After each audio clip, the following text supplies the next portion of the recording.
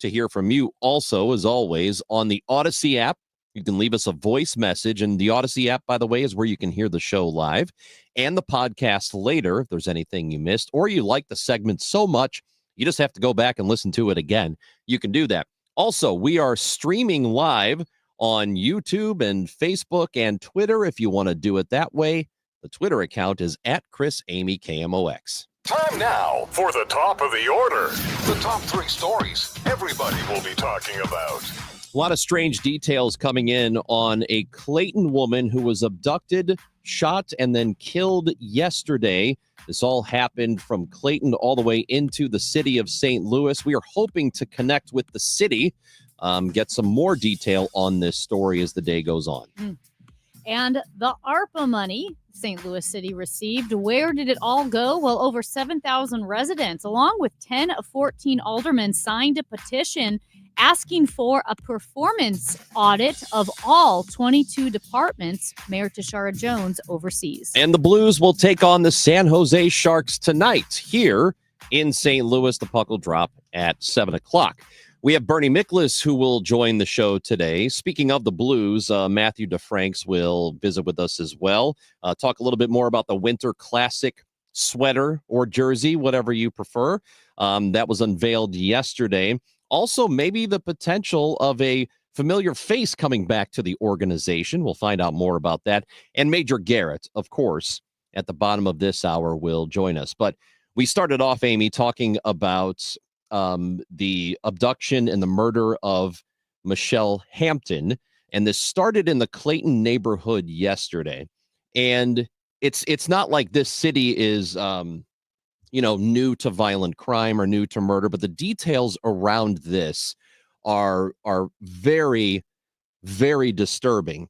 The fact that this happened about 7 o'clock in the morning yesterday, where Michelle Hampton's sister had pulled into Clayton to drop her kids off for school. And just like so people get the idea here, too, where it's at with Clayshire Park. It's right at 170 and Forest Park Parkway on the north side of Clayton, just west of 170. So you get an idea of where that is. And so essentially, when she got to the area, she saw her sister in a car with a masked individual who had a weapon, who had a gun, and she was terrified, obviously. That car took off. She followed after the car. A shot was fired at her from that car. Eventually, Michelle was killed north St. Louis, about Kings Highway, north on Kings Highway, north of around the Page area. And a lot of this is very disturbing. They don't know who did it right now. Clayton police believe that it was somebody that targeted her specifically. Her brother had said in a report this morning that he believes it had to have been somebody she knew. He didn't think it was random, though I suppose you don't really ever know. But there are a lot of disturbing details about how this was all going down while the sister was chasing the car and was on the phone with 911 dispatch and got disconnected a couple of times. And it seems like there's clearly something is not going right here. And she is yelling at the dispatchers to go find this car because she is in pursuit of it.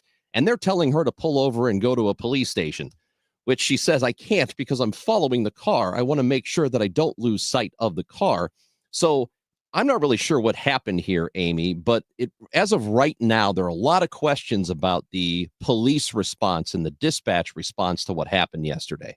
Yeah, no, it's an awful story. And I don't know that we see this in the reports. I'm sure the police have more information of what route even that was taken. We know that eventually Samantha Hampton, the twin sister who was chasing her sister who had been abducted, noting that the police have not used that word yet, but who had been abducted in this car, she pulled off at a gas station along Kings Highway.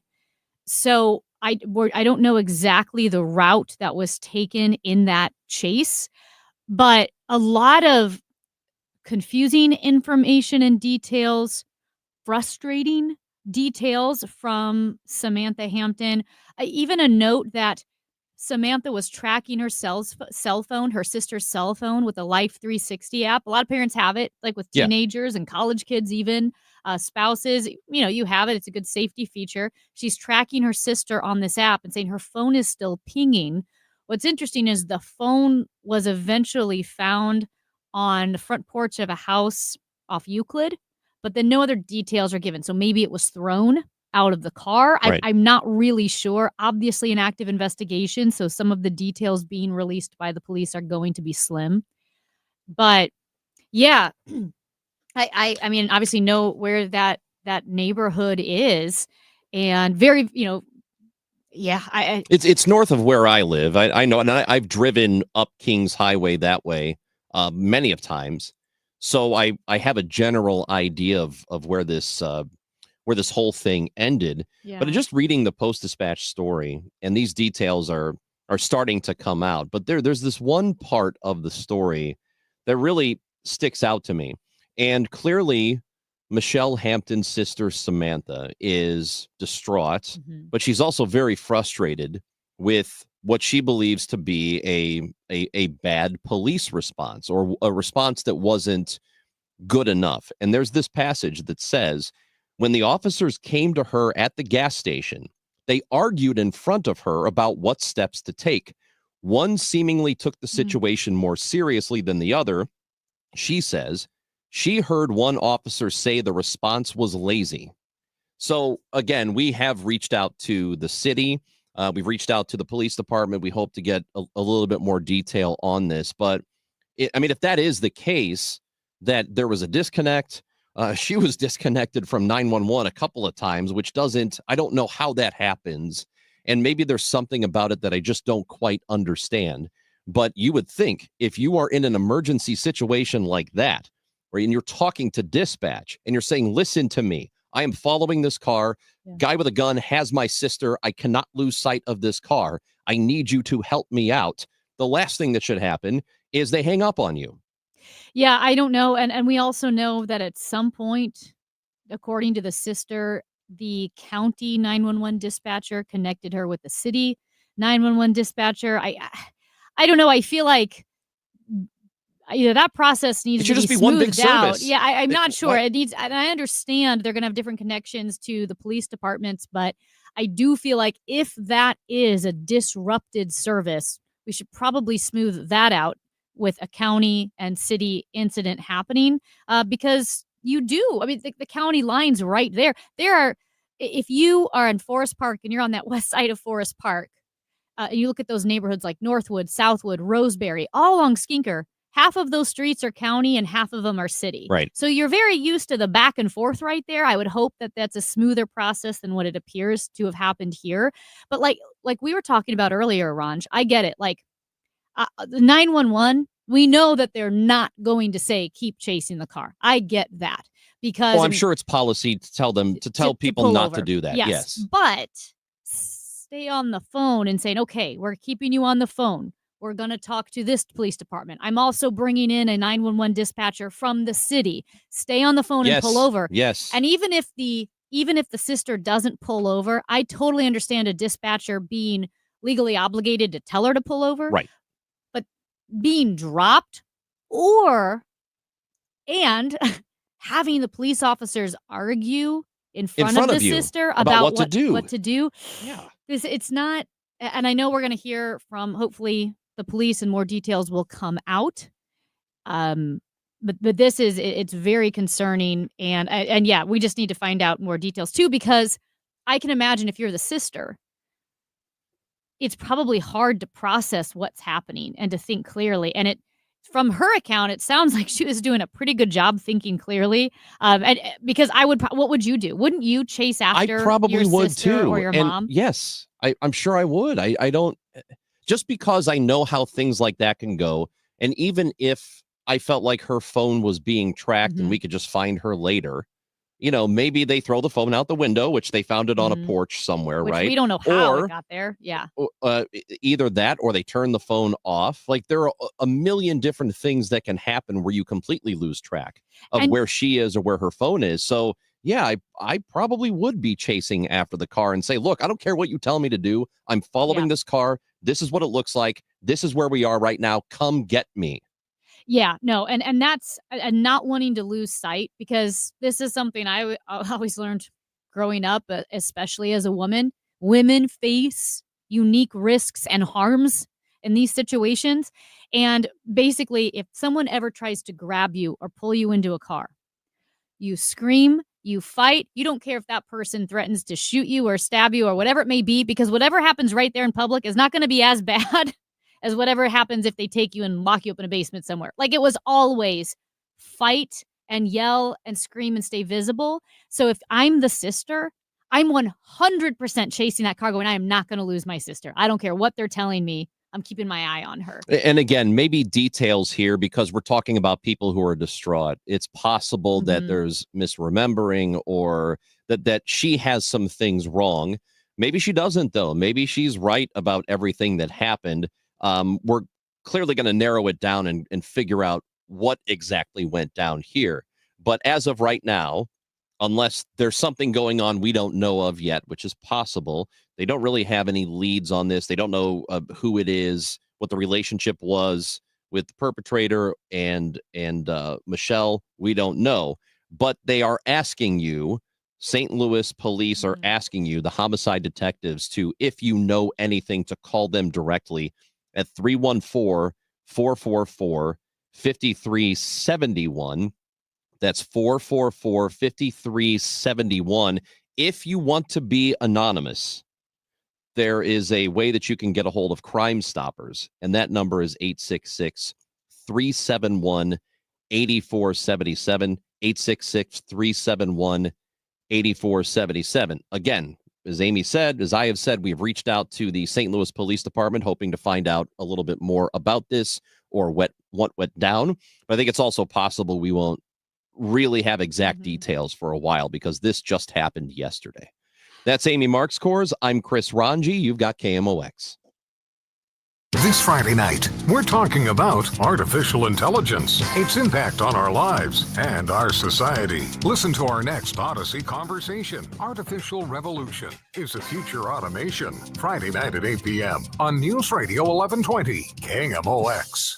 The Doctors of Ophthalmology Associates are pleased to welcome Dr. Samuel Berry to their practice. Dr. Berry is a cornea surgeon with all the latest knowledge and techniques for advanced eye care and treatment in the field. So what do we call them now? The doctors? No, don't do that. Just the best doctors to see for your best vision in St. Louis. You can reach them at 314-966-5000. Now, Dr. Greg Birdie, Ranjan Malhotra, Robert Brusati, Andy Royer, and now Dr. Berry are experts in the field of diagnosing and treating diseases of the eyes, from dry eye to allergies to cataracts, macular degeneration, glaucoma, LASIK surgery. They handle it all. Doctors Birdie and Malhotra are cornea surgeons as well. So if you're having a problem, give them a call, 314-966-5000. You can also find them at youridoc.com. And, of course, they're located at 12990 Manchester Road, just a half mile west of I-70 on Manchester. Really easy to get to from anywhere. And all you need to do to find out more is call 314-966-5000 or go to youridoc.com. The choice of a lawyer is an important decision and should not be based solely on advertisements.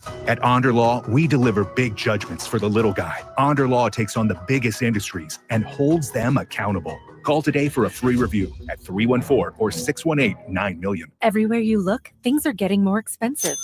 So at Consumer Cellular, we're lowering the price for those 50 and up. Now you can get unlimited talk, text, and data for $30 a line when you buy two. That's just $60 a month for 2 unlimited lines. So if you're 50 and up, make the switch and save.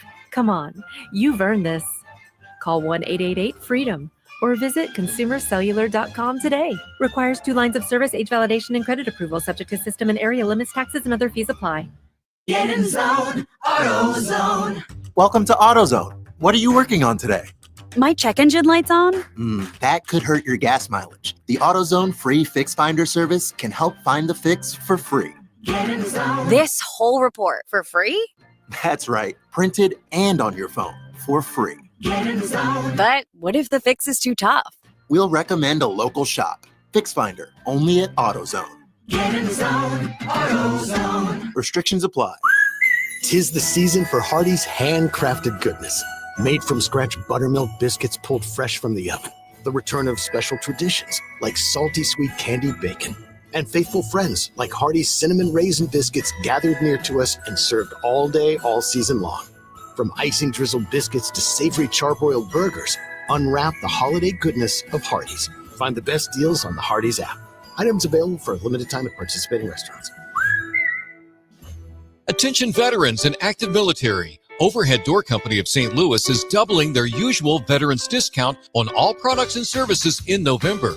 That means veterans and active military get 10% off all month at Overhead Door Company of St. Louis, 10% off all doors, openers, and any service or repair. Details on their website. Schedule your annual garage door tune-up before winter really sets in. Just call 314-781-5200 or schedule online at overheaddoorsstlouis.com. Paid for by government. Now is the time to fill your vault with Morgan Silver Bars. Grab your piece of America's silver legacy with this special offer. These spectacular shining silver bars featuring a crisp image of the iconic Morgan Silver Dollar, a legendary coin that has captivated collectors for generations. Americans treasure owning silver bars and coins, putting them away for themselves and their loved ones. Call now to secure 1 ounce silver bars minted in 99.9% pure silver and made in the USA. You'll be glad you did. Hurry, don't miss out on this special deal. Save $10 per silver bar. The more you buy, the more you save. Limit of 25 bars per customer. Call to learn more. Plus, with qualifying orders, you'll receive a free Morgan Silver Dollar. That's a $59.95 value and free shipping. Call 1-800-222-3871 now to secure your 1 ounce Morgan Silver Dollar bars. That's 1-800-222-3871. It's time for a $98 furnace tune-up.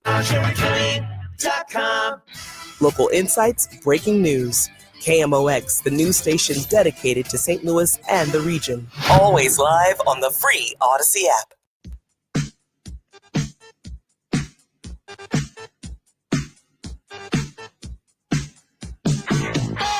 Well, just when you thought the whole saga surrounding the ARPA funds and the grants to North City businesses couldn't get any murkier, it did.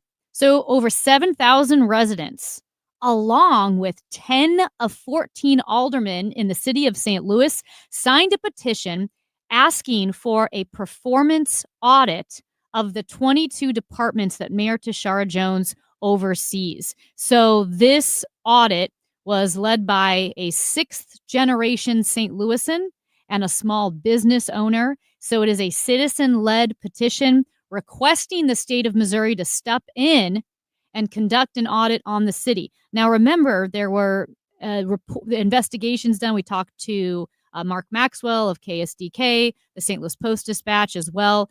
And we also talked with the mayor's office about these grants that were being given to businesses in North City. That Alderwoman Kara Spencer. Alderwoman Kara Spencer, yes, that these grants were being granted to businesses that didn't exist. I mean, not even didn't exist. It would be a vacant lot or an abandoned building. And also, businesses that applied for these grants and were denied the grants would get a $12,000 consolation prize, which doesn't make sense. That's not how grants work.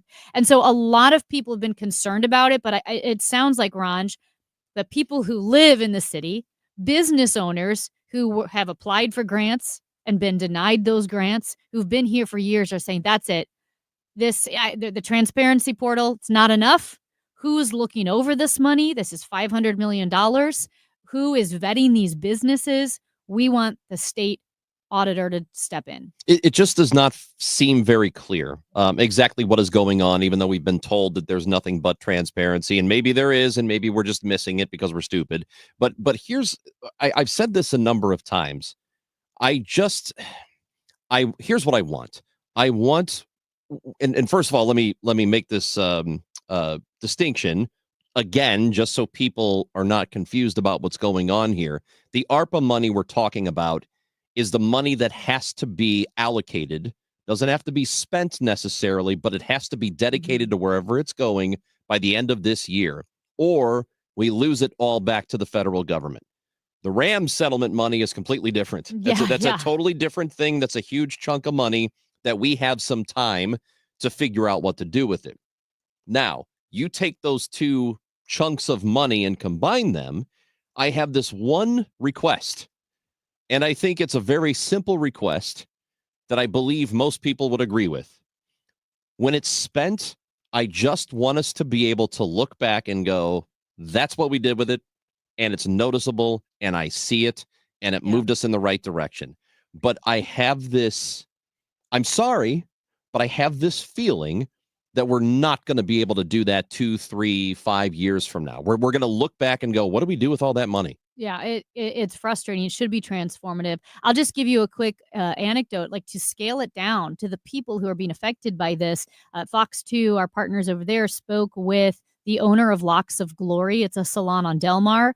Tamika Steigers has run Locks of Glory for 15 years. She applied for a grant through the SLDC in September of last year, learned she wasn't awarded financial assistance. And even after filling out application correctly online and corresponding with her alderwoman, she doesn't get why another business that was open for less than 2 years was awarded the money and she wasn't. Here's what she said, quote, when you have a business that was just formed in August of 2023 on the list to receive not one but 2 grants, that's almost $800,000. That's a slap in my face. That's a slap in any business owner who suffered through COVID, had to close their doors, and by the grace of God was able to continue in business and then not receive a grant. But a business like that, meaning the new one, to receive such a large allocation. So she's saying this is a moral issue. The mayor said she was going to help these small businesses.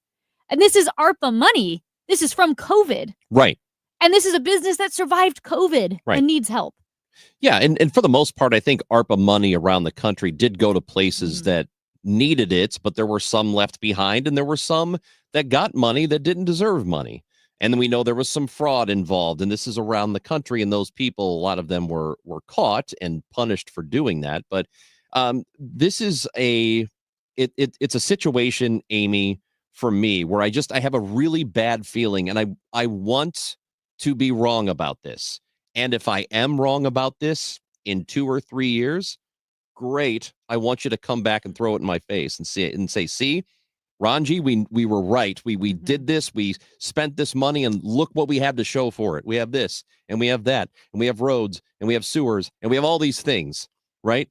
I want that to happen. I want to be wrong about this, but I have this really bad feeling that this is money that's just going to be spent in a nebulous way and we don't really know what was done with it and how it helped the city. I just have a bad feeling about it. It would be. And I honestly don't think I'm wrong to have a bad feeling about it, just based on the way things have gone historically in this city over the last many years. Like our $1 billion runway to nowhere at the airport. Whatever. Come on. Whatever. Don't waste this. Prove me wrong. Prove me wrong. And I will admit that I am wrong. I can't wait to be wrong about this. Amy Marxkor's Chris Ranji of President-elect Trump continues to make appointments, and we will talk to our guy, Major Garrett, about them, see what he thinks. He's with us when we come back on KMOX. Supporting your nutrition should be easy. That's why we created the Neovitin Women's Multivitamin monthly subscription. Get your daily Neovitin Women's Multivitamin delivered directly to your door every month. You can pause or cancel your subscription at any time with no long-term obligations. With B vitamins to support energy, vitamin D for bone support, and our physician-formulated proprietary blend, Neovitin Women's Multivitamin is here to support your nutrition every day. Start supporting your nutrition and sign up for a monthly Neovitin Women's Multivitamin subscription today at neovitin.com. Hi, this is Johnny Rabbit. Isn't cash in the bank better than scrap in the drawer? Midwest Money Company is buying your valuables. Midwest Money Company is buying gold, silver, coins, currency, diamonds, plus gold and silver jewelry. Call Midwest Money Company, 481-0770. That's 481-0770. Or stop by Midwest Money, 5900 Hampton for a free appraisal. Hey guys, Glover here with my friends Mark and Neil Gelman from the Gelman team of eXp Realty. Selling your home, every situation is unique. Find the best options that are right for you from the real estate team who offer more options. My friends Mark and Neil Gelman. Check out the only agents that I trust at thegelmanteam.com. St. Louis City SC and Enterprise Mobility are celebrating individuals who uplift the region.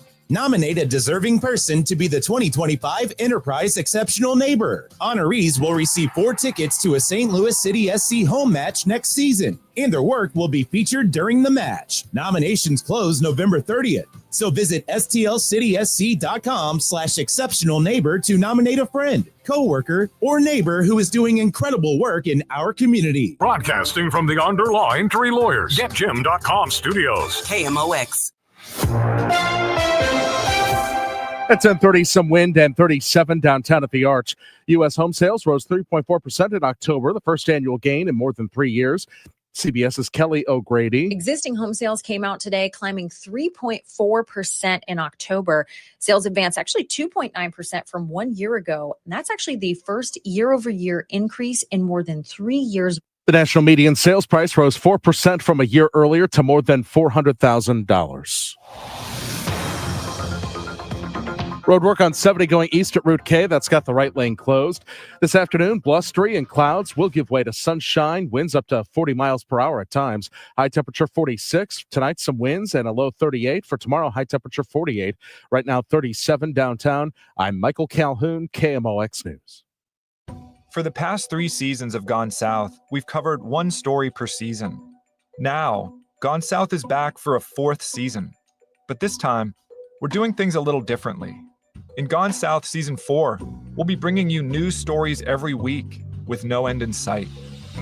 Listen to and follow Gone South, an Odyssey original podcast, on the free Odyssey app and wherever you get your podcasts. Is your home ready for the holidays? Beat the holiday rush and call our cleaning heroes at Zero Res. 3 rooms of carpet clean starting at just $129 and take $75 off air duct cleaning. Book online anytime at ZeroResSTL.com. Hi, I'm Jim Brennan with McKelvey Homes. This could be your final opportunity to secure the carefree villa home of your dreams at the Preserve in Afton. Free from the hassles of lawn care, landscaping, and snow removal. With prices starting in the 400s, we will build to order or select from one of our 6 move-in ready designer market homes and save thousands, and also receive $10,000 cash to close from the skilled craftsmen of the Mid-America Carpenters Union. For closing costs or bite on your interest rate, visit McKelveyHomes.com and move up to McKelvey. This is a commercial for California Psychics, America's most trusted psychic network. So, if you're waiting for a sign, this is it. No, really, this is it. You won't see your soulmate's face in the clouds or your career path mapped out in your cappuccino foam. This really is it. We could add some dramatic sound effects if you'd like. So what you waiting for? Experience the joy of certainty at CaliforniaPsychics.com. Woohoo! Another girls' night out. I'm so stressed from shopping, I couldn't find anything. Have you tried shopping jewelry television, JTV? I don't know. Everyone in my family is so different. JTV has thousands of jewelry styles, artisan, diamonds, pearls, colored gemstones, watches, even gift sets. I shop on TV and online. New JTV customers save up to $40 when you shop jtv.com/radio. Now, can you relax? Yes. Another round? Yes. Friday night, it's men's Billikens basketball action as they face Wichita State. Pre-game 9:15, tip at 9:30 on your home for Billikens basketball. KMOX.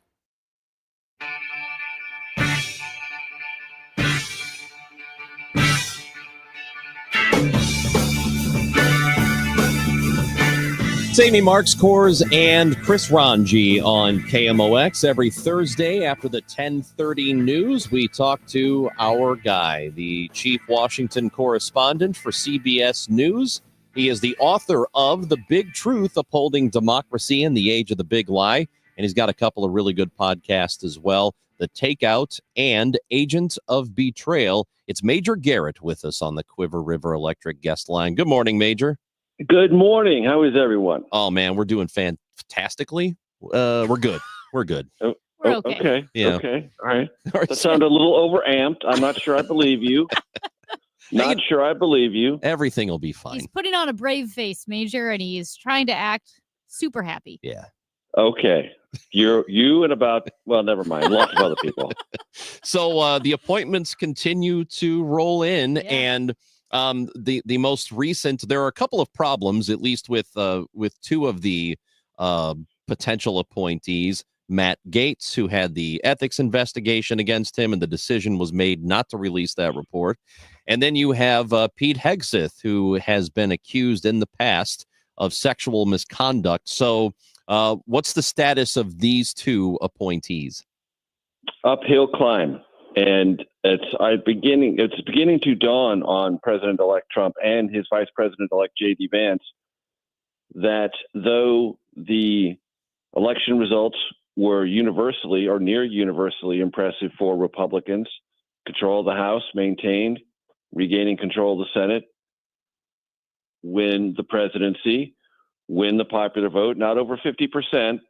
President-elect Trump fell under 50% this week as the votes were getting counted in the West, but still, all those political things are solid, but they are not so solid as to make people who have, let us say, very complicated private lives and thin qualifications for very important jobs, slam dunks in confirmation.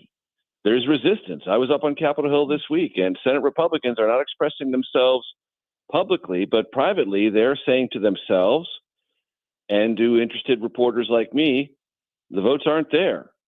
And they are doubtful the votes will be there, certainly for Matt Gaetz, possibly for Pete Hegseth. And I would also circle on that list of appointees and designees, Tulsi Gabbard. Tulsi Gabbard has been nominated by President-elect Trump to lead the Directorate of National Intelligence. So I would say of the three most vulnerable, by far, in order, Matt Gaetz, Pete Hegseth, Tulsi Gabbard. Yeah, it's been really interesting seeing the response because, I mean, I've read a lot of conservative pieces, like from the National Review or Ben Dominic, I think that's how you say it, who, very, very conservative people who are horrified and appalled by the selections of someone like Matt Gaetz. And, these are, conservatives who I'm sure are trying to look for the bright side of certain selections, like a Marco Rubio for Secretary of State. And it seemed like the selections have gotten progressively a bit more bizarre. We talked about the issues with Hegseth and Gaetz. What do you make of President Trump's choice of Dr. Oz to run the Centers for Medicare and Medicaid Services? What have been his outspoken views on those services? So he doesn't have a big profile on Medicare and Medicaid. Those are enormously expensive parts of the federal budget. Medicare and Medicaid reimbursement rates are a constant issue for doctors, patients, and healthcare providers, meaning nurses, hospitals, or clinics. What's the reimbursement rate?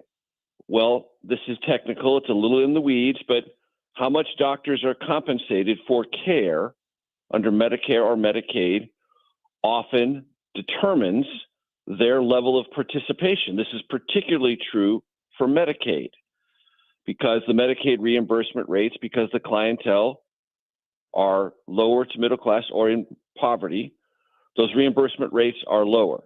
Keeping doctors involved in Medicaid, therefore, requires other inducements. What are those other inducements? And what are the reimbursement rates? Medicare as well. So these things are points of friction. They're very costly, and they have very large lobbying groups behind them. Hospitals, doctors, nurses. I don't know what Mehmet Oz's interpretation of those weedy issues I just described is. He's an accomplished doctor. He's well known on television.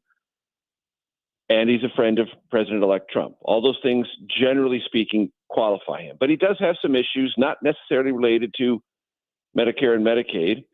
But CBS News has done several stories on this. He really ran afoul of other people in the medical trade and regulators for a time using his television show to advertise and support supplements or medical interventions of very questionable utility, basically snake oil.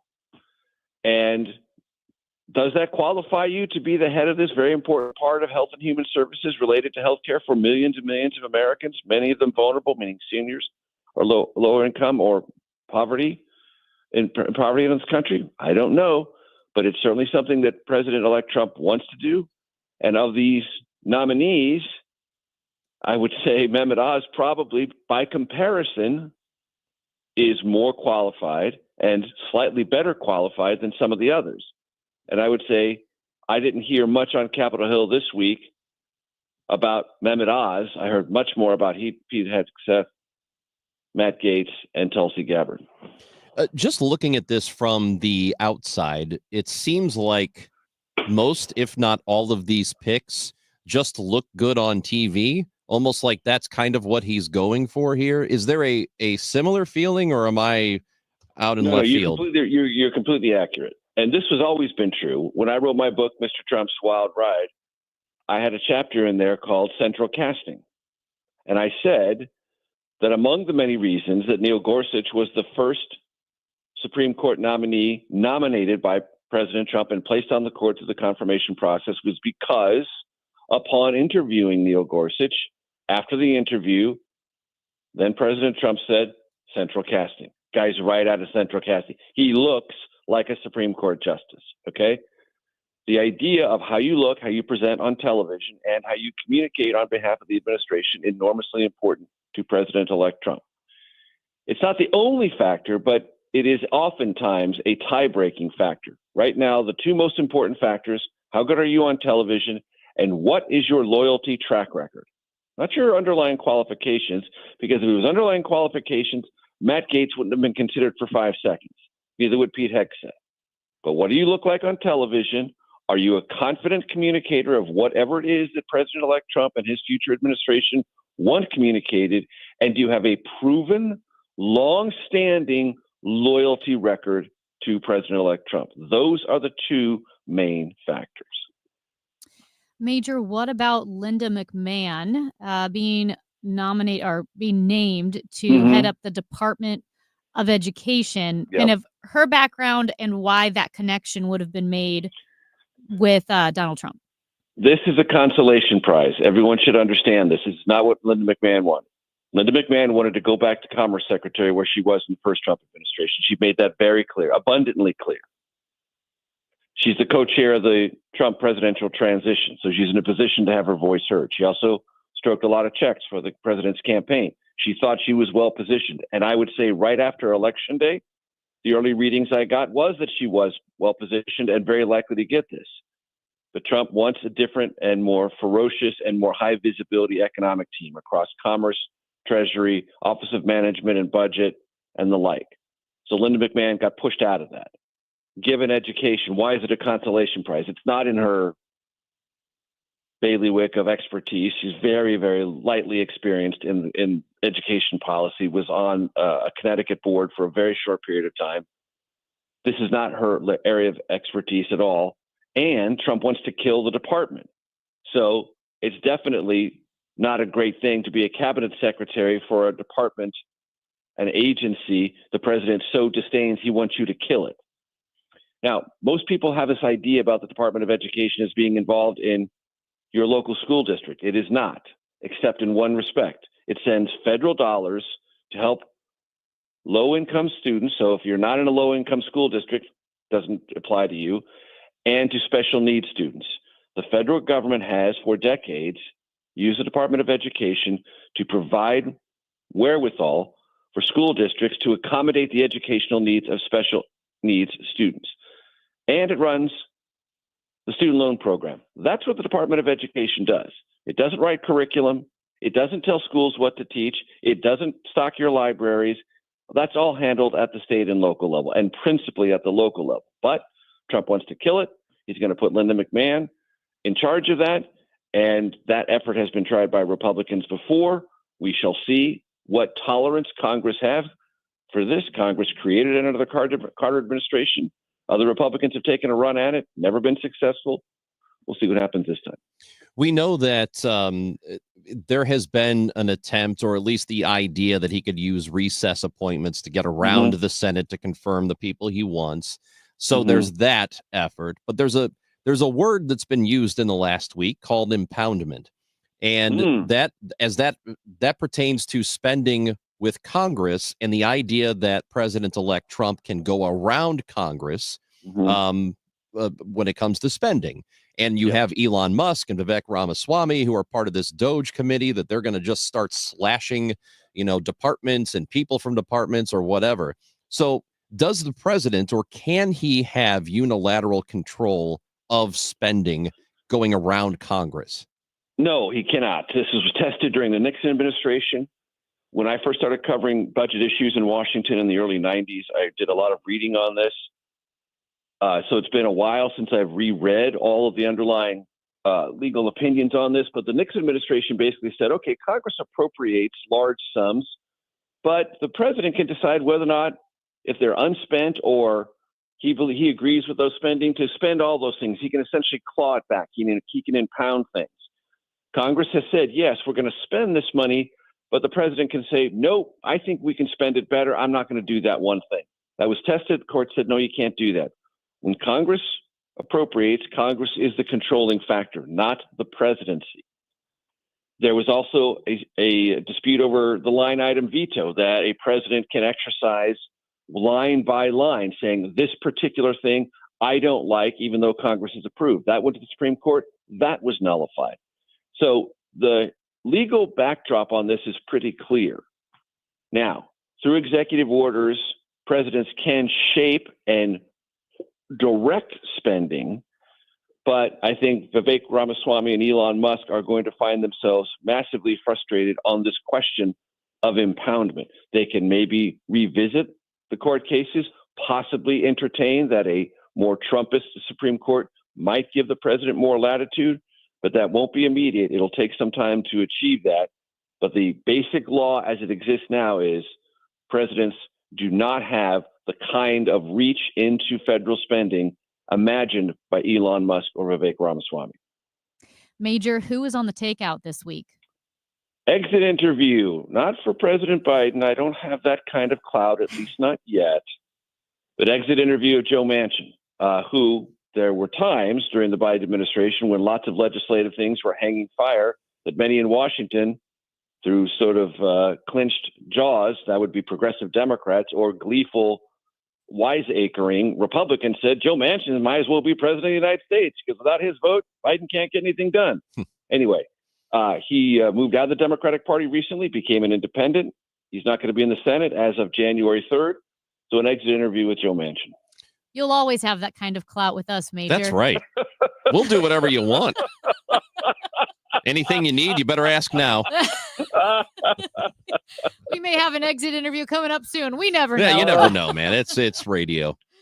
Oh, thank We you. all might have exit interviews. I mean, eventually we all will. That we all know that's the truth. As one of my favorite sports reporters said after a coach responded to an athlete's injury, he said he's day to day. The sports reporter Aren't we looked all? at me and said, "Aren't we all day to day?" And it's true. Aren't we all? Ain't that the truth? Ain't that the truth? Have a good weekend, everybody. Thanks, Major. See ya. Major Garrett's Chief Washington correspondent for CBS News. That podcast he's talking about is called The Takeout. He's also got another one called Agent of Betrayal. Both of them you can listen to on the Odyssey app, where you can also listen to this show, KMOX, Cardinals baseball, all of it. Get that app, baby. Also, leave us a message. It's Chris and Amy on KMOX.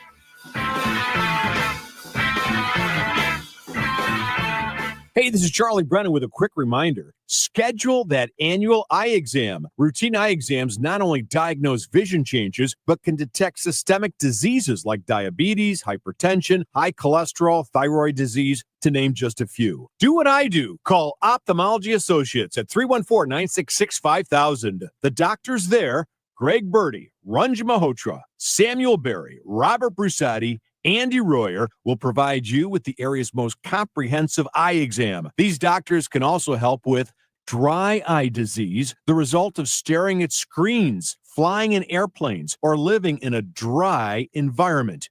Dry eye sounds harmless, but it can cause inflammation, blurred vision, and damage to the eye surface that's sometimes difficult to reverse. The doctors at Ophthalmology Associates are expert in diagnosis and treatment of dry eye disease. 314-966-5000, youridoc.com. KMOX proudly supports the Musial Awards, returning to Stiefel Theater Saturday, November 23rd. You can be in the audience for this nationally televised event hosted right here in St. Louis. Named for Stan the Man, the show celebrates the year's greatest moments of sportsmanship and those who embody class and character. Experience the extraordinary moments and people that make the Musial Awards an event like no other. More information can be found at KMOX.com/events. Choosing the right candidates for any office can be difficult. My office has lots of drama. My office has its ups and downs. I share my office. But no matter what kind of office you have, one thing's for certain. If you're hiring, you need ZipRecruiter. ZipRecruiter's powerful matching technology finds the most qualified candidates for your roles fast, and you can invite your top choices to apply. In fact, 4 out of 5 employers who post on ZipRecruiter get a quality candidate within the first day. So, for any kind of office. I'm really going places in my office. My office has everything you could ever want. Count on ZipRecruiter to find the right candidates for it. Try ZipRecruiter for free today at ZipRecruiter.com/free. That's ZipRecruiter.com/free. ZipRecruiter.com/free. This is the story of the one who, as a maintenance specialist for a historic high-rise, knows that vintage charm historically needs constant attention. Which is why when it's time to upgrade turn-of-the-century mechanicals, they turn to Grainger. With easy access to 1 million+ products and the scale to deliver when and where you need them. The right tools and supplies are never far away. So the one can keep that vintage building running like new. Call, click Grainger.com, or just stop by. Grainger, for the ones who get it done. Want to retire in 5 years or less? You can do it, just like Lifestyles Unlimited member Lisa. So we started passively. It was on vacation is when we realized we really need to take the plunge and be more active in this. Just because I'm an educator, I wanted to really know what I was doing. So it was just education on my part is really big. And I'm like, well, I could do that. Text the word radio to 88007. That's radio to 88007. Join for just $297, a 60% savings. Lifestyles Unlimited. Text radio to 88007. Hey, Megan, have you been seeing a lot of Genesis vehicles on the road lately? Where are they all coming from? Well, I heard Genesis of St. Charles just had another record month. Their showroom is absolutely amazing, and so are the deals. You have to go in or call to get their exclusive offers. They even have 0% APR financing on all models through the end of November, like the new 2025 Genesis GV80. Wow. Well, I'm logging on to genesisofstcharles.com now. If you owe the IRS, you have a legal issue, and you need the Lance Drury Law Firm. We'll protect your rights. Log on at LanceDruryLaw.com. Did you know that St. Louis Composting has an array of STA-certified compost, soil, and mulch products that are available by the bag or by the truckload? It's the healthy, all-natural, cold-weather diet for your garden and lawn. For more information, visit stlcompost.com. When you're trying to find quality candidates, all the searching, screening, and interviewing can become a job itself. You need Indeed, the all-in-one platform that makes it easy to interview, screen, and hire quality people. Visit Indeed.com/credit. I'm Joe Pott. This is KMOX, the voice of St. Louis. Now, did you see this? With Chris and Amy. Okay, Ranj, I brought this up yesterday or 2 days ago, and I said, hey, what's going on with Comcast, like ditching CNBC or spinning it off? And neither of us really knew what was going on. Here's what's happening. Comcast is basically cutting itself in half. It is getting rid of most of its cable channels and spinning them into a new publicly traded company. It is calling SpinCo, at least for now. So SpinCo includes Comcast channels like CNBC, MSNBC, E! Network, Sci-Fi, Golf Channel, USA, Oxygen, as well as ticketing sites like Fandango and review aggregator Rotten Tomatoes. So that's going to be a new publicly traded company. Comcast will retain its quote-unquote golden children like Bravo, NBC Properties, Telemundo, and its film and TV studios, as well as Peacock. Obviously, that's their bread and butter. Interesting what will happen if NBC is now officially separate from CNBC and MSNBC. I don't know how that works. Like when when NBC, which covers the Olympics, covers some of the less popular sports or some of the odder sports, they're on their affiliate networks like CNBC and MSNBC. Not exactly sure how that will work, but they do think that it's kind of a bellwether for other major companies to start shedding their what they call dusty cable channels. You know, my biggest takeaway from all of that is I did not know that Comcast owned Rotten Tomatoes. I did not either. I thought it was independent. Fandango. Yeah. I thought Fandango was just a company. Amy, did you see that after a ruling in August that the company holds a monopoly in the search market? The Justice Department wants Google to sell Chrome, the browser. I did see that, to break up their monopoly. Yeah, so here's what I don't really get. And somebody who knows this better will have to explain it to us. And I think we're going to reach out to smarter people. But just in that. Can you have a monopoly when other people, like Bing exists, and I think yahoo.com, you can still search. You have the option to search, right? Like you can still use other services. It's just that people tend to go to Google. Is that then considered a monopoly still? They're not really the only game in town. It's just the one that everybody chooses to use. Yeah.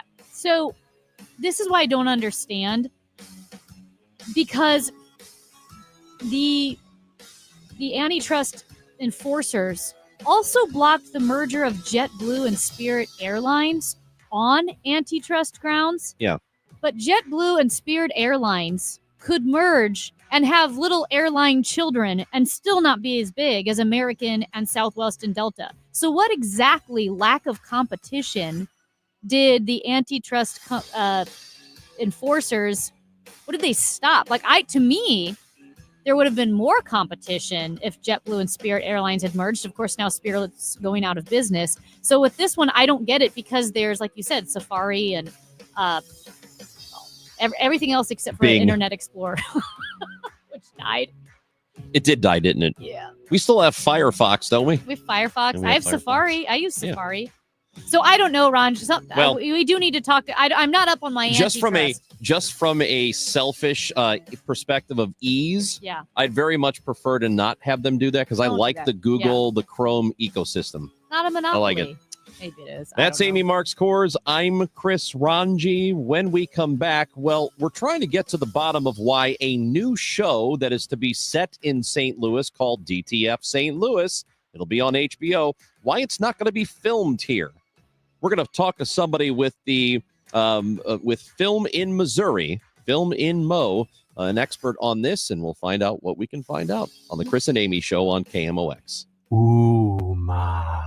What was that? That is business phone bliss with the Uma Cloud phone system. It handles all our voice, video, and messaging needs. You sound very calm. I am. Uma has everything I need to run my business more efficiently, like virtual receptionist, call routing, and video conferencing. And it starts at just $19.95 per month per user, plus taxes and fees. Uma. Nice. Find your business comm at uma.com/radio. If fashion is your thing, eBay is it. eBay's where I find all my favorites, from handbags to iconic streetwear, all authenticated. For real. This time, a little Supreme, some Gucci. I even have that vintage Prada on my watch list. That's why eBay's my go-to for all my go-tos. Yeah, eBay, the place for new, pre-loved, vintage, and rare fashion. eBay, things people love. Do you have shoe boxes full of old videotapes and photos with memories you'd love to share with the family this Christmas? Right now, get exclusive early access to Legacy Box's biggest deal of the year. Digitize your memories for just $9 per tape. That's right, only $9 to preserve and share your precious moments. VHS, VHS-C, Hi8, film reels, and more, saving you over $15 per item. Not to mention, when you digitize your memories now, Legacy Box sends all your memories back on the cloud, so they're easy to access by Christmas, and you can relive them with your family just in time for the holidays. You've heard about Legacy Box all year, but now is the best time to digitize your memories. Hurry, this $9 deal won't last long. Head to legacybox.com/value for early access to our best deal of the year. Don't wait. Secure your digitized memories by Christmas at legacybox.com/value. KMOX, KEZK HD2, K254CR, St. Louis. The legendary voice of St. Louis, KMOX. Always live on the free Odyssey app. Honey, bags are packed and in the trunk. Is the car good to drive to Mother's holiday dinner? Yes, dear. Car's good. We have Ox Car Care for their extended car service plan. Ox covers our repair bills if anything happens. We have no worries if any problems come up on our holiday travels. Ox Car Care has our back. I remember. Ox has flexible coverage plans that can protect issues with engine, transmission, brake systems, and so much more. Yep, we don't pay. Ox pays. Ox gets it fixed for us. Joe at the auto shop says Ox Car Care pays them directly, and there's no complicated paperwork. Ox is A+ rated, with already millions of dollars paid out in claims. Right. They handled our claim from start to finish, unlike those other companies. Good call. The last thing we need is an unexpected car repair bill this holiday. The only thing now is, which pie is Aunt Martha making? Drive with absolute peace of mind this holiday season. Call Ox Car Care for your free quote. 800-221-6319. Don't get stuck with a major car repair bill. Call Ox today. 800-221-6319. 800-221-6319 or oxcarcare.com. It is 11 o'clock in mid-America. We've got windy conditions and 38 degrees downtown at the Arch.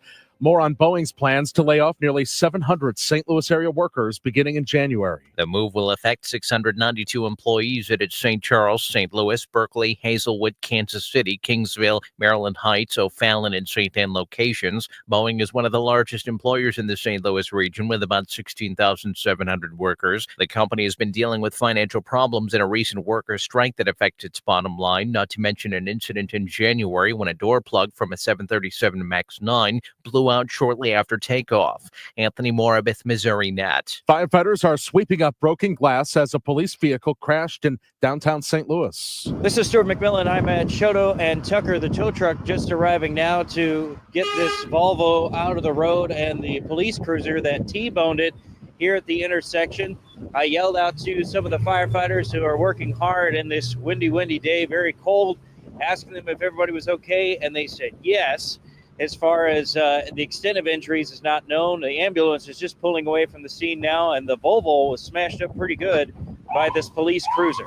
The International Criminal Court issues arrest warrants. The International Criminal Court has issued arrest warrants for Israeli Prime Minister Benjamin Netanyahu, his former defense minister Yoav Gallant, and Hamas officials. The court has accused them of war crimes and crimes against humanity over Israel's actions in Gaza and the October 7th Hamas attacks in southern Israel. The warrants come as health officials in Gaza said the Palestinian death toll in the enclave has surpassed 44,000. They have said the real toll is higher because thousands of bodies are buried under the rubble or in areas that medics cannot access. In a statement, Netanyahu rejected the International Criminal Court's arrest warrant against him, calling it absurd and false. I'm Karen Chamas. We are hitting really well with Gen Z and early millennials. Kent Neville with Explore St. Louis tells KMOX the latest research shows visitors aged 18 to 34 like a lot of what St. Louis has to offer. At the top of their list is the dining and food scene, followed by the fact that there is such a wide variety of things to do. Neville says also of interest to the younger set, museums, arts, and cultural activities. The KMOX business desk, U.S. regulators want to break up Google. The Justice Department wants a federal judge to force Google to sell Chrome, the company's industry-leading search engine, and prevent Android from favoring its own search engine. The recommended penalties are among those floated in a 23-page document filed late Wednesday as a way to prevent the company from squashing its competition after an August court ruling that found it was acting as an abusive monopoly. Regulators also want to stop Google from locking in a deal to make its search engine the default option on Apple's iPhone, stop it from favoring its own services like YouTube, force Google to license their search index data to its rivals, and require more transparency into how it sets prices for advertisers. Decision makers who will inherit the case under President-elect Donald Trump might not be as strident. Court hearings on Google's punishment are scheduled to begin in April. Jennifer King, Washington. The Dow from Stifel's up 355 points. That's almost 1% to 43,763. This afternoon will be quite windy and cold with clouds breaking for some sunshine. Winds can gust over 40 miles per hour, the high 46. Partly cloudy, windy this evening, then mostly cloudy, breezy and cold late tonight, though 38. I'm AccuWeather meteorologist Joe Lundberg on the voice of St. Louis, KMOX. We've got 38 in Florissant, 39 St. Peters. It's 38 degrees downtown at the Arch, where winds are out of the northwest at 19 miles per hour, gusting up to 33. I'm Michael Calhoun, KMOX News. We go where you go. 1120 AM, 98.7 FM, KMOX.com.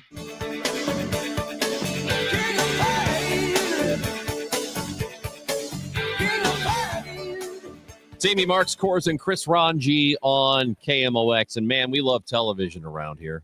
We loved that show Ozark, which was on Netflix. It's still on Netflix. You can go back and watch it, starring Jason Bateman. It took place in the Ozarks, except it wasn't filmed in the Ozarks. It wasn't. And another project featuring Jason Bateman and actor David Harbour is set to be to take place in St. Louis. It's going to be on HBO, and it's called DTF St. Louis. However, we learned recently it is not going to be filmed in St. Louis. To talk about why and what could happen, the president of Film in Mo, Cole Payne, is with us now on KMOX. Cole, we appreciate your time. How you doing? I'm good. Thanks for having me on. So there was a bill that was recently passed. In fact, I think it was passed last year, and it was to incentivize production companies to come and film in Missouri as opposed to choosing to film television, movies, whatever, in Atlanta, for example. That bill was passed, but this project is not going to be filmed here as far as we know. What do you know about this project and why St. Louis or Missouri was passed up for it? Yeah, for sure. So, first and foremost, I have not spoken to anybody at HBO Max or, the producers behind this show. But as a producer myself, my guess would be, is they've done stuff in Atlanta before, you know what I mean? So they're just going back to something that's plug and play for them that they know. I do think our percentage as a Missouri incentive is more appealing than Georgia's is as a whole. But the rub is Georgia has an uncapped budget to where for episodic television, we only have $8 million a year. So, if they're doing $5 million an episode, say, so for 10 episodes, our $8 million a year is not going to add up to what they can get out of going to Georgia. On the flip side of that, Georgia's been doing this for a long time.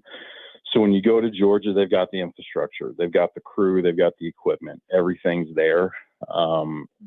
So, they don't have to bring in anybody, outside of the actors and maybe the director and a couple key upper roles, things like that, but even a lot of local actors and things. But, Missouri, so they're probably just assuming, since Missouri's a new state and only been active for about a year, that we probably don't have the infrastructure to support a season on top of the $8 million that we could offer them wouldn't add up to as much as they could get out of Georgia. It's unfortunate. I wish they would have looked a little bit harder at us. I think we probably do have enough crew here out of St. Louis and Kansas City and other areas in the state that we could service, a series. But again, that $8 million that we could offer is probably not going to add up to what Georgia can offer. And, yes, we're not going to have nearly as many infrastructural resources here, but that's just part of being new. We're building, we've had consistent productions in the state ever since it's passed. We've actually had a few $6 million plus feature film productions, which are fairly sizable for considering we are a new film state. And from what I understand, those productions have had a great experience in Missouri. They hired a lot of Missourians. So I think we'll get there. I just don't think we were looked at as a viable option quite yet as being a new state. How much of a decision to film in a certain location is based on something as simple as aesthetics or the landscape? Because we joke that the 1981 film Escape from New York, like this dystopian filmed, they're like, what's a dystopian City, St. Louis. That looks run down and abandoned. And they filmed it, a lot of it here. Does any of that have to do with aesthetics of downtown, or like, no, film producers can usually get the look they want no matter where they are? I think it's more the latter. Yes, obviously aesthetics, and you can't go somewhere where you completely cannot achieve, what you need in your production, especially, if you've got the money to go there. But at the end of the day, it comes down to money and resources. If they think, if you got enough, because that's just it. It's like, sure, you could bring in resources to Missouri, but it costs you extra money, to do that, to where you go somewhere and it's just ready to go. I mean, so people are definitely think about the creative in regards to the aesthetics, in regards to their story, and being like actually in St. Louis. You're filming something that's supposed to be set in St. Louis, but it's really about, okay, I can get a lot more out of this area, so I'm going to make it work or even change it. I mean, and even, look at Tulsa King, that Sylvester Stallone show. I mean, that when they announced that show was titled Kansas City because it's based on the Kansas City mob. And at that time, we didn't have any incentives, and so we didn't get it. And they changed it and changed the storyline being in Tulsa. And if you watch the show, the whole story, they kind of glossed over. The guy's like, all right, you're out of prison now. We need you to go to Tulsa. And he's like, why? What's in Tulsa? And he's like, I don't know. Figure it out. Make some money. And it's because Oklahoma had a very appealing tax incentive at the time. But I will say, I think Oklahoma, wasn't also quite ready to facilitate that show, in my humble opinion. And again, with the little bit that I know about it, I wasn't on that set or anything like that. But, I have shot in Oklahoma and films that I've produced and things like that. It's a great state to film in as well. But I just don't think they were ready for a series of the size, and that's why it ended up also going to Georgia. Cole Payne is the president of Film in Mo and is with us on KMOX. So we're talking about maybe we weren't seen as a viable place to film, even though it's going to be set here in St. Louis, and that it's about infrastructure, probably, that everything is already set in Atlanta. A lot of things have been filmed in Georgia. They've been really aggressive with that over about the last 15 years. So they're far ahead of us. So then how do we get to that point where we do have the infrastructure? Is it a chicken or egg thing where we need to get the films done here in order to get the infrastructure, or do we need the infrastructure first? How does that work? It is slightly a chicken and egg thing, but the infrastructure is coming along. I do think the film offices, the Missouri Film Office, and even the Kansas City and the St. Louis Film Offices, they've done a really great job of attracting productions to Missouri. We have had consistent film productions in Missouri since we've got that incentive. So it is building. I personally just produced a film in Columbia, Missouri area, Columbia, and a small town outside called Rocheport and Boonville. And, it was hard, but we got it done. But I think us doing that film in Columbia helped train some of the crew up, helped get a little bit more equipment and things already based in mid-Missouri area. So we're doing what we need to do. And even to circle back to the aesthetics thing, it's like, there's nothing to say that this new show, DTF St. Louis, won't come to Missouri at all. Like, they very well could do that and do some establishing stuff of St. Louis. And obviously we want that. We want that production to come here and to see how friendly we are towards it and how good our film offices are to work with. And once they see that, they may say, hey, second season, maybe we do more in Missouri, or maybe we actually move the show to Missouri or something of that nature. It's like we are doing what we can do, but it's sort of a slow build without just a massive capital injection into the infrastructure, which is obviously risky until that we are going to have this incentive long term, beyond the sunset of the bill, which is in the next 5 years, I believe. So, people want to know if they're going to build brick and mortar buildings and buy millions of dollars worth of equipment and have it here, that this incentive is here to stay.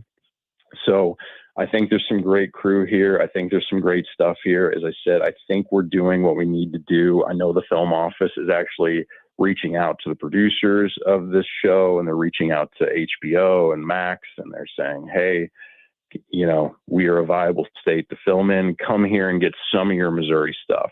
Because they did that on Ozark, you know, that Jason Bateman was in. They did a couple of days here in Lake of the Ozark. When I say that, because I live in Lake of the Ozarks, they did a couple of days here, establishing the first season. The third season, they came back. They did about a week of filming. So, you know, things are still possible to happen here, but now that we have this incentive, they can look at it beyond just saying, hey, we'll just film the minimum aesthetic stuff that we need to cheat it as Missouri. When they come here this time, we can say, hey, we actually have an incentive and we have a support system, and you can actually hire some local crew here. You don't have to bring in your whole team. And once they see that, that is potentially tempting them to come back in future seasons. Yeah, I saw that in Ozark at one point. There's an Emo's pizza box. So I'm hoping that's not what they do in this new show. They just go get an Emo's pizza box and say, see, there's St. Louis. And so I was going to ask you about the establishing shots. I don't know how it works. Do they have to come and film the Arch and film things that look like St. Louis so it at least looks like St. Louis? Or is there are there stock videos that they would use? Do productions do things like that? They do both. So again, with Ozark, they did come here. They filmed around the Ozark. When you saw some of the sort of the drone of a helicopter type shots of the lake and things like that, when you saw St. Louis, when you saw the Capitol in Jefferson City and all those things in Ozark, that was real, that they actually came here and filmed specific for the show. But yes, stock footage does exist. It is very possible they decide that it is more financially viable to buy some stock footage, license that for their show, opposed to actually flying people here and filming here. And that kind of goes into the last thing I said, though.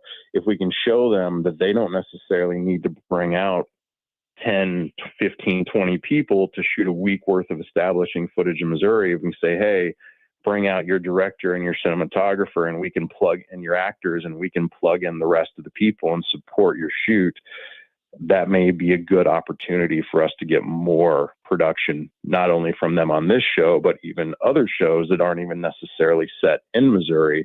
But yes, we would really love to get these Missouri set homegrown kind of stories here.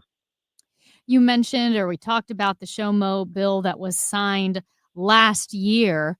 So what are your next steps to continue to encourage filmmaking here? So as Film and Mo, the organization, on one hand, I'm really trying to kind of unite the film community of Missouri, and just so we do know how much crew and equipment actually is here. So when productions come in, we are a production friendly state and we can point them in the right direction. And you know, that's something as that we're a nonprofit organization. We don't get paid to do it, but we all see the value of what this will do for our state. And that's why I've put in, kind of this pro bono work to help support the bill down at the Capitol and work with the sponsors on the bill and all that kind of stuff. Another thing I want to do is just get out to Missourians in general, non-film specific, but just to show you, like, guys, we are a viable state to grow into something, for this to be a brand new industry here, to inject millions and millions, if not billions, eventually, like Georgia is getting in every year, into our state of cash that we will just not have otherwise without this incentive program. So my goal is for Missourians to realize that it also benefits them, whether they have any interest in working on a film or even watching a film. It can inject cash in their economy because it's not just one area. This is an incentive that can equalize the state, because it's just like there's very rural areas that are needed for film and TV, and there's very urban areas and everything in between. So it's like literally any town, any city can have production in it. And, just again, really to actually get out to the community, just to say, like, hey, yes, we are new, but we probably do have more resources in Missouri than you think we do, because we've only had this program for a year. and so that we are attracting more productions consistently. So we can get people that are starting to, Missourians that are working in these crew positions to start doing this full time. Because like I had that a problem in Columbia, like people that had worked on crews in the past had now had to take other full-time jobs, so they couldn't come work for me, kind of thing. And then the other thing is like we got to keep fighting down at the Capitol. You know, we got to show them, the politicians down there, the House, the Senate, the governor, that this is working. This is injecting cash that we would not otherwise have into our state, and it's a lot of cash. And we got to keep working on the bill. You know, it's like, I think we got a great bill through. I think it's a very strong one, but it's far from perfect. So we're learning from the productions that are coming in now. And, you know, we got to go back down there and we got to fight to keep it.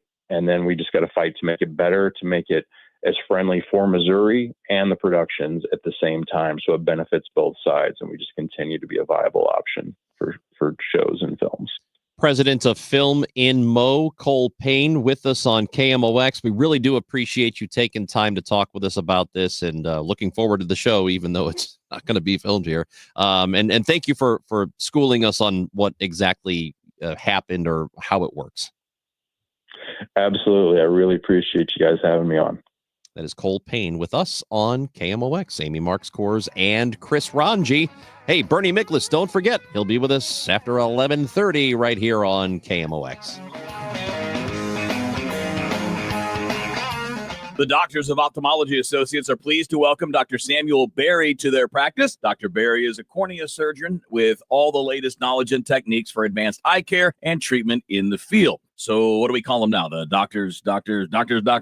No, don't do that. Just the best doctors to see for your best vision in St. Louis. You can reach them at 314-966-5000. Now, Dr. Greg Birdie, Ranjan Malhotra, Robert Brusati, Andy Royer, and now Dr. Berry are experts in the field of diagnosing and treating diseases of the eyes, from dry eye to allergies to cataracts, macular degeneration, glaucoma, LASIK surgery. They handle it all. Doctors Birdie and Malhotra are cornea surgeons as well. So if you're having a problem, give them a call, 314-966-5000. You can also find them at youridoc.com. And of course, they're located at 12990 Manchester Road, just a half mile west of I-70 on Manchester. Really easy to get to from anywhere. And all you need to do to find out more is call 314-966-5000 or go to youridoc.com. The choice of a lawyer is an important decision and should not be based solely on advertisements. If you've been injured in a truck accident, you need the best, Onder Law. Let us make your case our cause. Truck accident? Call Onder Law for a free review at 314 or 618-9-MILLION. In Missouri, farming isn't just a profession,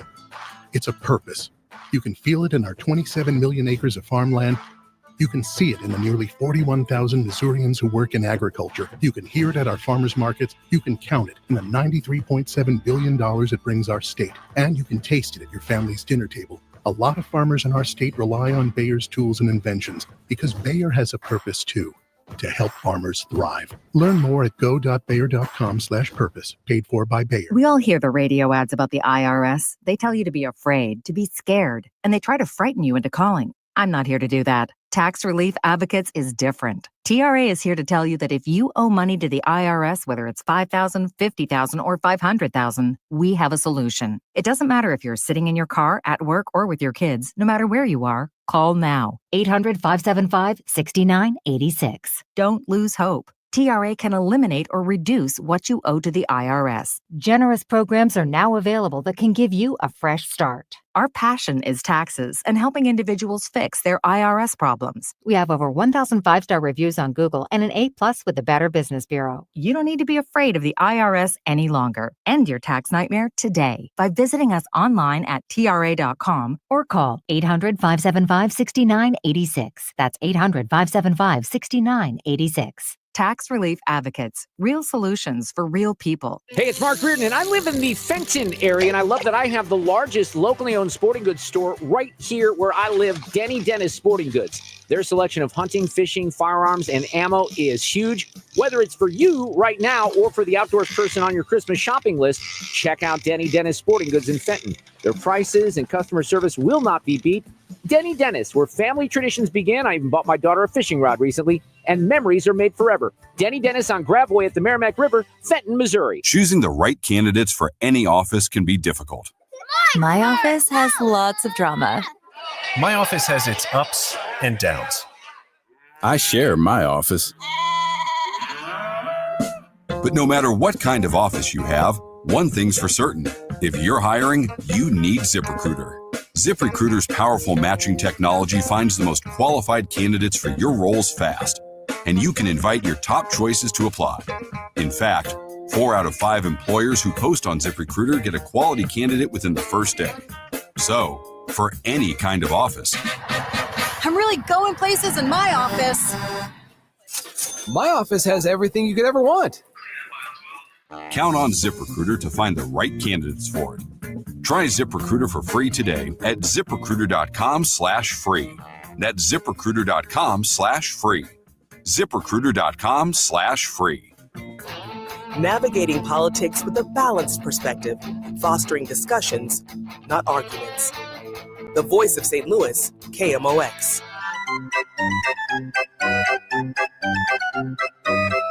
Oh no!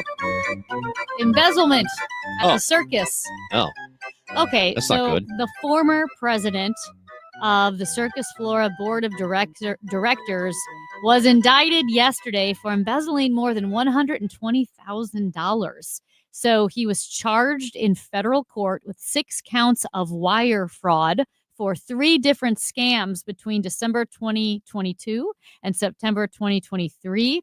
He was accused of using 2 credit cards to charge thousands of dollars for personal expenses like restaurant trips and horseback riding expenses. Oh man. So he was riding horses and going to dinner on the company card. When circus management asked him about the charges, allegedly he said, "Oh, the card was stolen. It wasn't me." And then he later forged documents to make like the entire matter had been adjudicated. See, am I supposed to be upset about this? Because what do you expect? It's a circus over there. Well, and it sounds like he was the ringleader. Wow. It's hard to juggle finances. Come on, dude. All right, we're not doing crickets. He's not working for peanuts. Okay. Are we going to talk about the elephant in the room or not?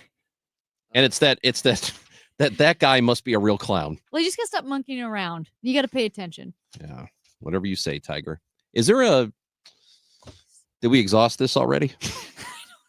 I don't know. I feel like we exhausted it. I feel like when it comes to puns and serious stories, it's like walking a tightrope. You got to be real It is. careful. Yeah. It really is, right? Someone needs to whip this show into shape, I'm telling you. Too far. That was too far. Really? Yeah. They have the lion tamers. Actually, do they have that at Circus? What goes on at Circus Flora? Is it a real circus? Are there tigers and stuff?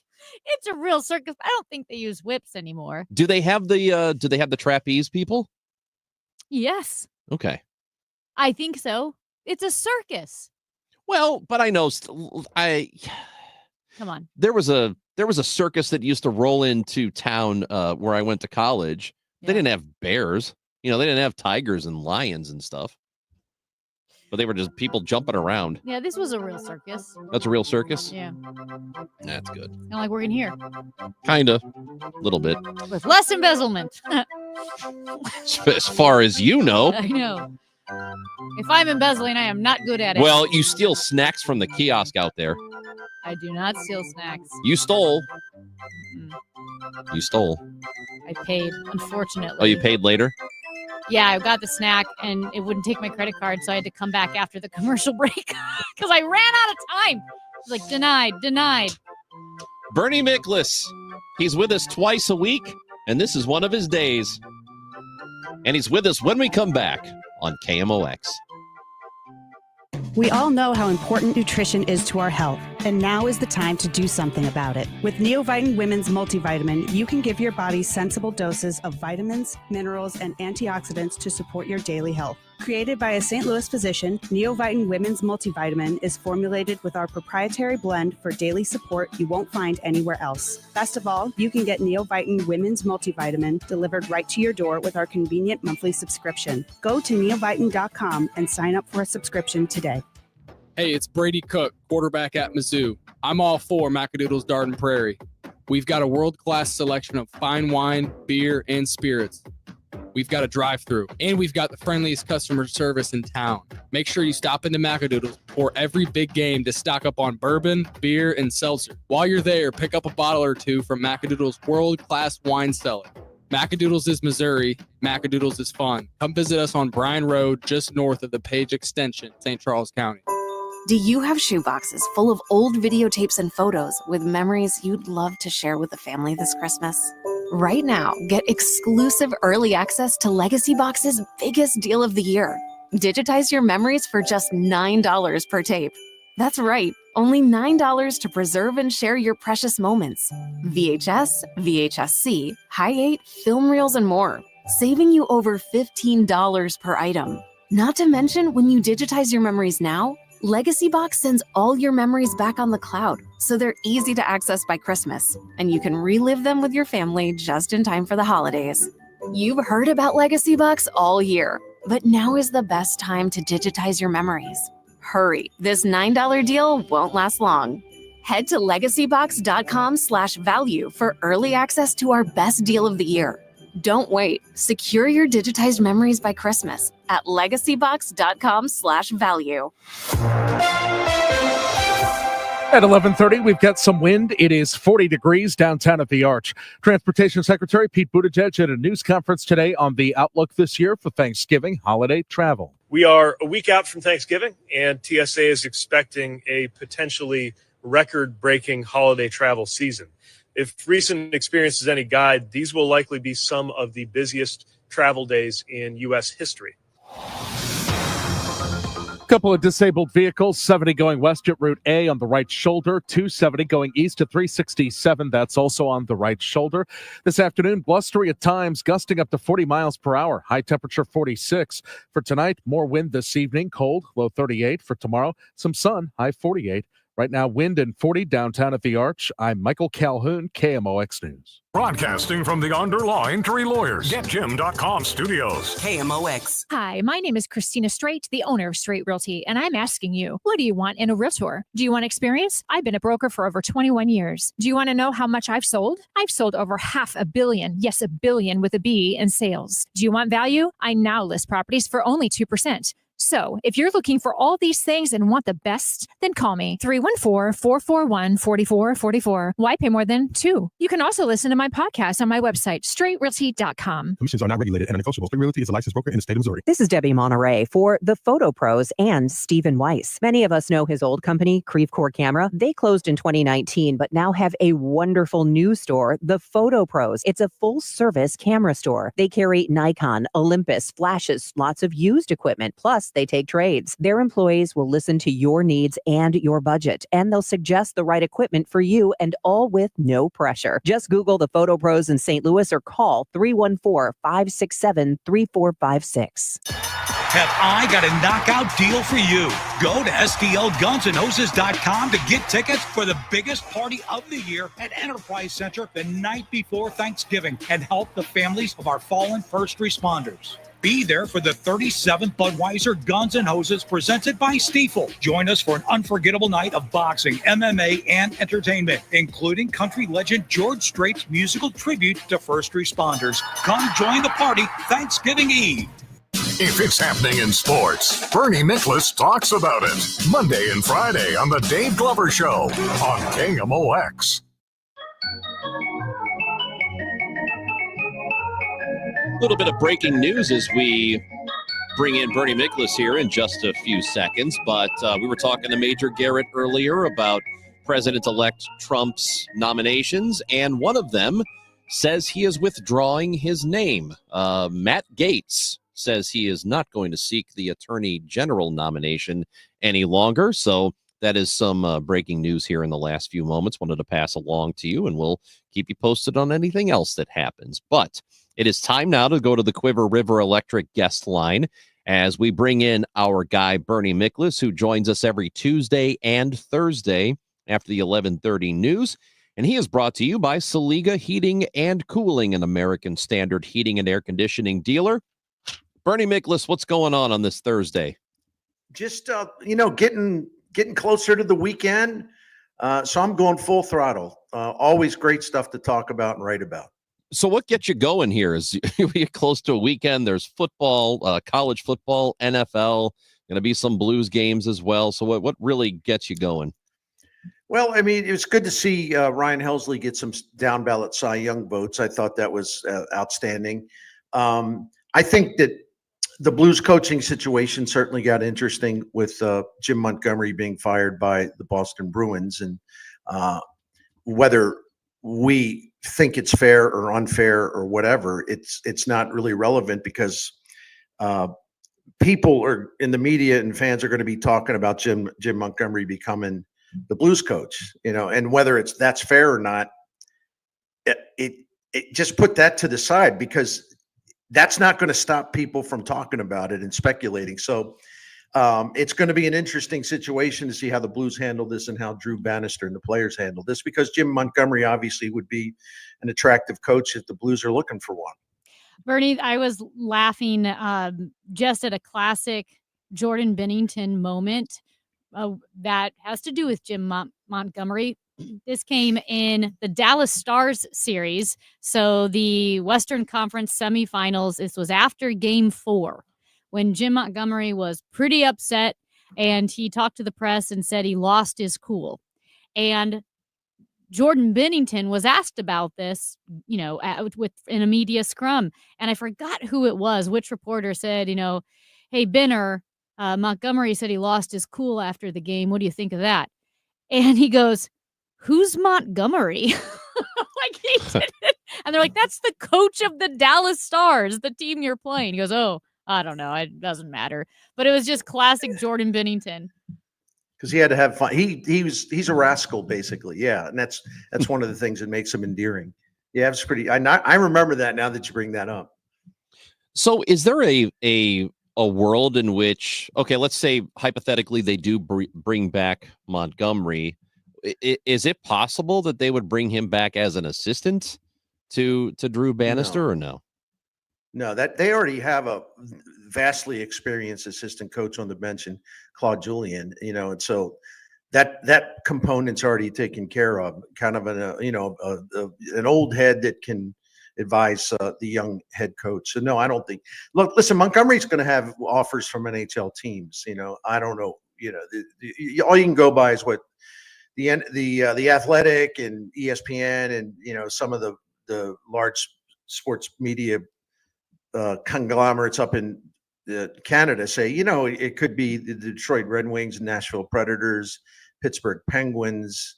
Some people would say the Montreal Canadiens, but the Montreal media kind of poo-poos that. So, Jim Montgomery doesn't have to take an assistant's job because he's going to have I think he's going to have plenty of options, because we all know the very high rate of NHL head coach dismissals. It happens all the time. So I don't think he'll have to wait long. But that's the interesting thing about this to me from a local angle. How long, if Doug Armstrong is inclined to give Drew Bannister more time to sort of get out of this rut and just to see if the team responds, and if some of the problems are corrected and they get back on track. So if you're going to give them more time, which is reasonable, but again, that really doesn't change the reality of this situation. If Doug Armstrong would want to hire Jim Montgomery, and he wanted to hire Jim Montgomery before he hired Drew Bannister, but Jim Montgomery was not fired by the Boston Bruins. There was some talk that he would have been. So we all know that Doug Armstrong and Jim Montgomery are close, and Doug Armstrong has very high opinion of Montgomery. But if he wants to try to be fair to Bannister, and there's nothing wrong with trying to be fair to Bannister, how long can you afford to wait before Jim Montgomery says, well, I really think I need to take this job here. I'm sorry, I really can't afford to wait much longer because I like this job that's been offered, and I don't want that to go away. So it puts the Blues in kind of a pickle. I have mixed feelings on it because I think it's unfair to talk about firing Bannister, but I also think this is a brutal sport with coaches getting fired all the time. Doug Armstrong once fired Davis Payne 13 games into a season to bring in Ken Hitchcock. And Doug Armstrong, after all, also fired the only head coach in the history of the Blues franchise to win a Stanley Cup. So my point being, we can have the feels for Drew Bannister. Oh, that's not fair. This isn't fair. That's not right. Well, Doug Armstrong has shown in the past he does not fool around when it comes to he believes it's time to make a coaching change. He's not into all the side issues about whether it's fair or not. I mean, if you are going to have the gumption to fire Craig Berube and bring in Drew Bannister, you have the gumption to sack a young coach like Davis Payne, and you say, nope, we have a pitcher in the bullpen. I'm bringing in Ken Hitchcock.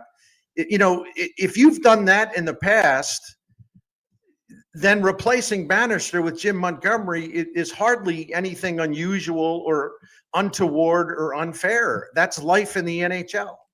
Do NHL owners dispose of their coaches more frequently than the other leagues, or does it just feel that way?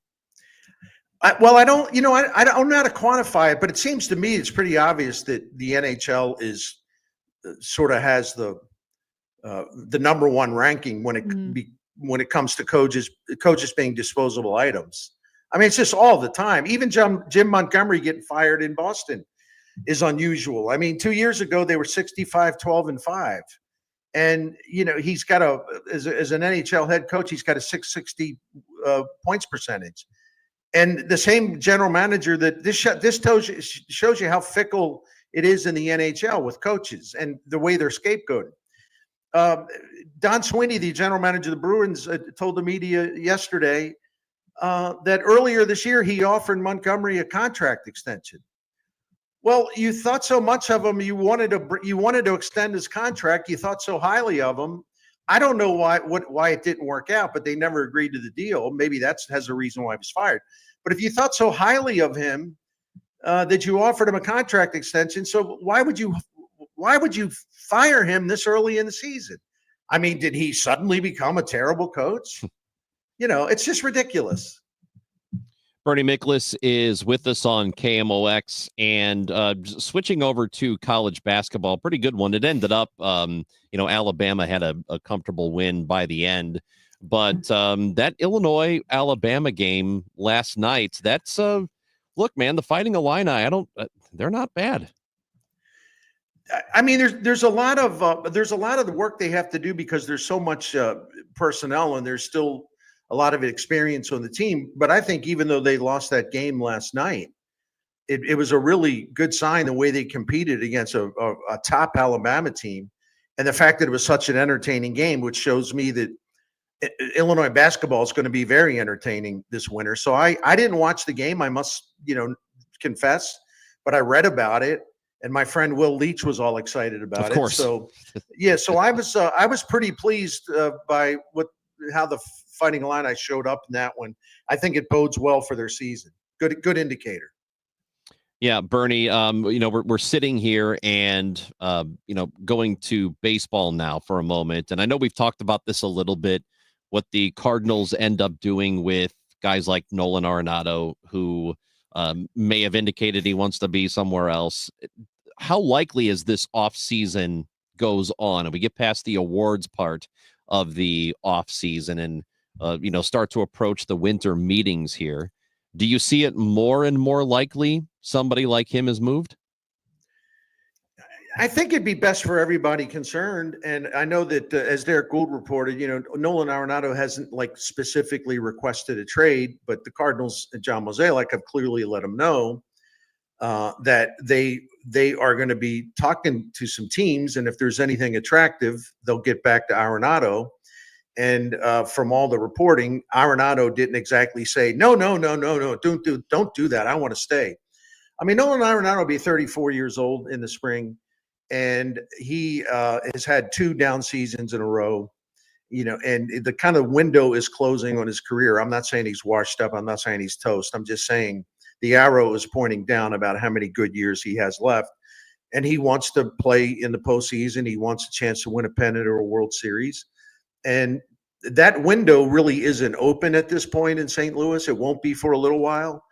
And so whatever good years he has left, I think he would be much happier to play those seasons for a legitimate contender, or one that he can sort of count on He thought he could count that on St. Louis, and for a while it was true. They were in the postseason, but he'd like to get to a place where it's going to give him a chance to win a World Series. And I don't blame him for feeling that way, because the Cardinals kind of changed their priority, and that's their right to do so. I'm not knocking them. I'm just saying, but the situation here is a lot different than the situation that he wanted to belong with at the time that he was very happy to get traded from the Rockies to the Cardinals and waived his no trade clause to do that. Yeah, and I look ahead to the National League Central and what it might be for next year, and there's always an opportunity. You know, I will stop counting out the Brewers until they prove to me they need to be counted out, because I do it every year and they end up being right there at the end of the year as always. The Cubs do have resources. It just depends on whether or not they choose to spend in the offseason, and if so, how much. But just looking at the landscape of the division, the Cardinals still might be right there. It's a weird division. It's a weird division that you don't want to count yourself out of no matter what. And Milwaukee may trade their closer, Devin Williams, who can become a free agent after next season, much like Ryan Helsley with the Cardinals. So you have a situation where the two of the best closers in baseball, Devin Williams and Ryan Helsley, could be traded this offseason. I would say that would really hurt the Brewers, but they're incredibly resourceful. And after all, they won the division by a runaway, even with Devin Williams missing 2.5 months at the beginning of the season. So my concern about the Cardinals, I think they could be competitive in a lot of ways, but if they don't have Ryan Helsley and Andrew Kittredge is not going to be back. I mean, the very big strength of their team, the late inning bullpen work, won't be nearly the same. Unless Ryan Fernandez does it much better than we expected. And by the way, I think he's got the makings of a really good closer, but he's also inexperienced in the role. I also look at Cincinnati, which has been, in my opinion, if you look at their starting pitching, you look at all of the talent and the speed and the power they have offensively. Now they have one of the best managers of the modern era. They hired Terry Francona. I think that's what they needed. I think Cincinnati is a very dangerous team because their rotation is good. Their lineup is good. They haven't reached their full potential. They need to fix the bullpen.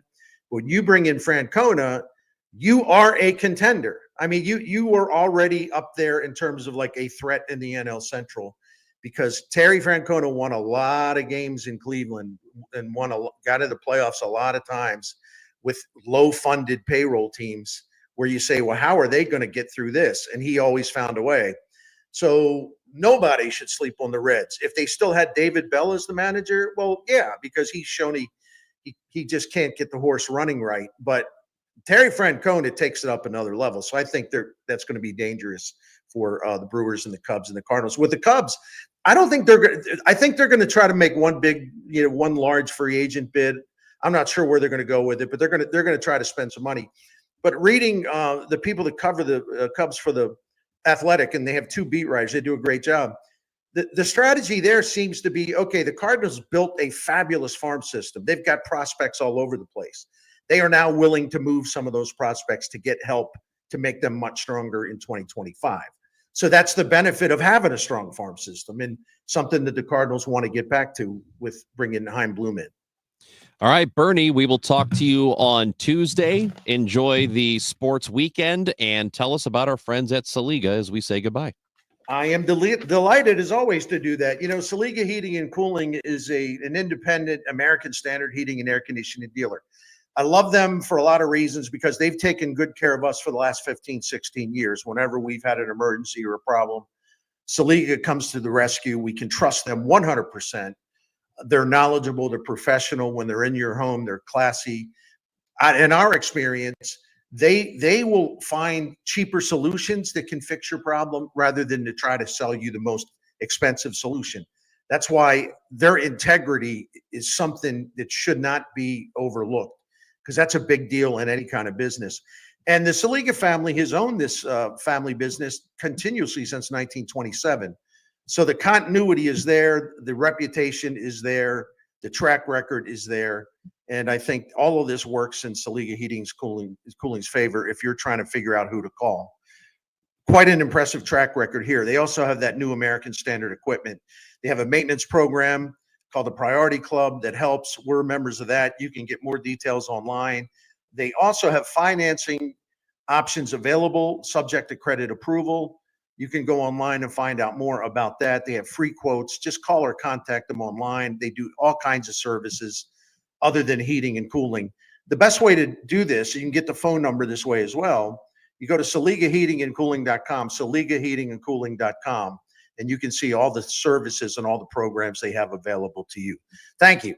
Start the new year off right with your best vision for 2024. This is Megan Lynch for Ophthalmology Associates. Now's the time to schedule your annual eye exam. It's what I'm doing for my entire family. The doctors of Ophthalmology Associates are experts in diagnosis and treatment of diseases of the eye. Doctors Greg Birdie, Ranjan Malhotra, Robert Brusati, Andy Royer, and Samuel Berry. Call for an appointment today, 314-966-5000, or you can get more information at youreyedoctor.com. One of the conditions they can test and treat is dry eye. When the furnace is running, you're at greater risk for dry eye disease. The doctors of Ophthalmology Associates can prescribe the perfect eye drops to prevent and treat dry eye. Ophthalmology Associates is located at 12990 Manchester Road, a half mile west of I-270 on eastbound Manchester Road. Call Ophthalmology Associates 314-966-5000 or youreyedoctor.com. KMOX proudly supports the Musial Awards, returning to Stiefel Theater Saturday, November 23rd. You can be in the audience for this nationally televised event hosted right here in St. Louis. Named for Stan the Man, the show celebrates the year's greatest moments of sportsmanship and those who embody class and character. Experience the extraordinary moments and people that make the Musial Awards an event like no other. More information can be found at KMOX.com/events. Hi, this is Ken Newbold for Newbold Toyota and Newbold BMW, a family-owned dealership group that has been around for 50 years as a Toyota dealer and 25 years in O'Fallon, Illinois. So come see us. That's Newbold Toyota in O'Fallon or newboldtoyota.com. You'll be sold on Newbold. Cardinal Cowboy here. Waking up from a coma years ago had me feeling stuck. Don't get stuck in a winter freeze with a broken garage door. For repairs or replacement, call your local experts at Renner. That's RENNER, forward and back. RennerDoorSTL.com. Giddy up! Paid for by government. Now is the time to fill your vault with Morgan Silver Bars. Grab your piece of America's silver legacy with this special offer. These spectacular shining silver bars featuring a crisp image of the iconic Morgan Silver Dollar, a legendary coin that has captivated collectors for generations. Americans treasure owning silver bars and coins, putting them away for themselves and their loved ones. Call now to secure 1 ounce silver bars minted in 99.9% pure silver and made in the USA. You'll be glad you did. Hurry, don't miss out on this special deal. Save $10 per silver bar. The more you buy, the more you save. Limit of 25 bars per customer. Call to learn more. Plus, with qualifying orders, you'll receive a free Morgan Silver Dollar. That's a $59.95 value and free shipping. Call 1-800-222-3871 now to secure your 1 ounce Morgan Silver Dollar bars. That's 1-800-222-3871. I'm Megan Lynch. This is KMOX, the voice of St. Louis. Baby, bye, bye, bye. Don't wanna be a fool for you. Just another player in your game for two.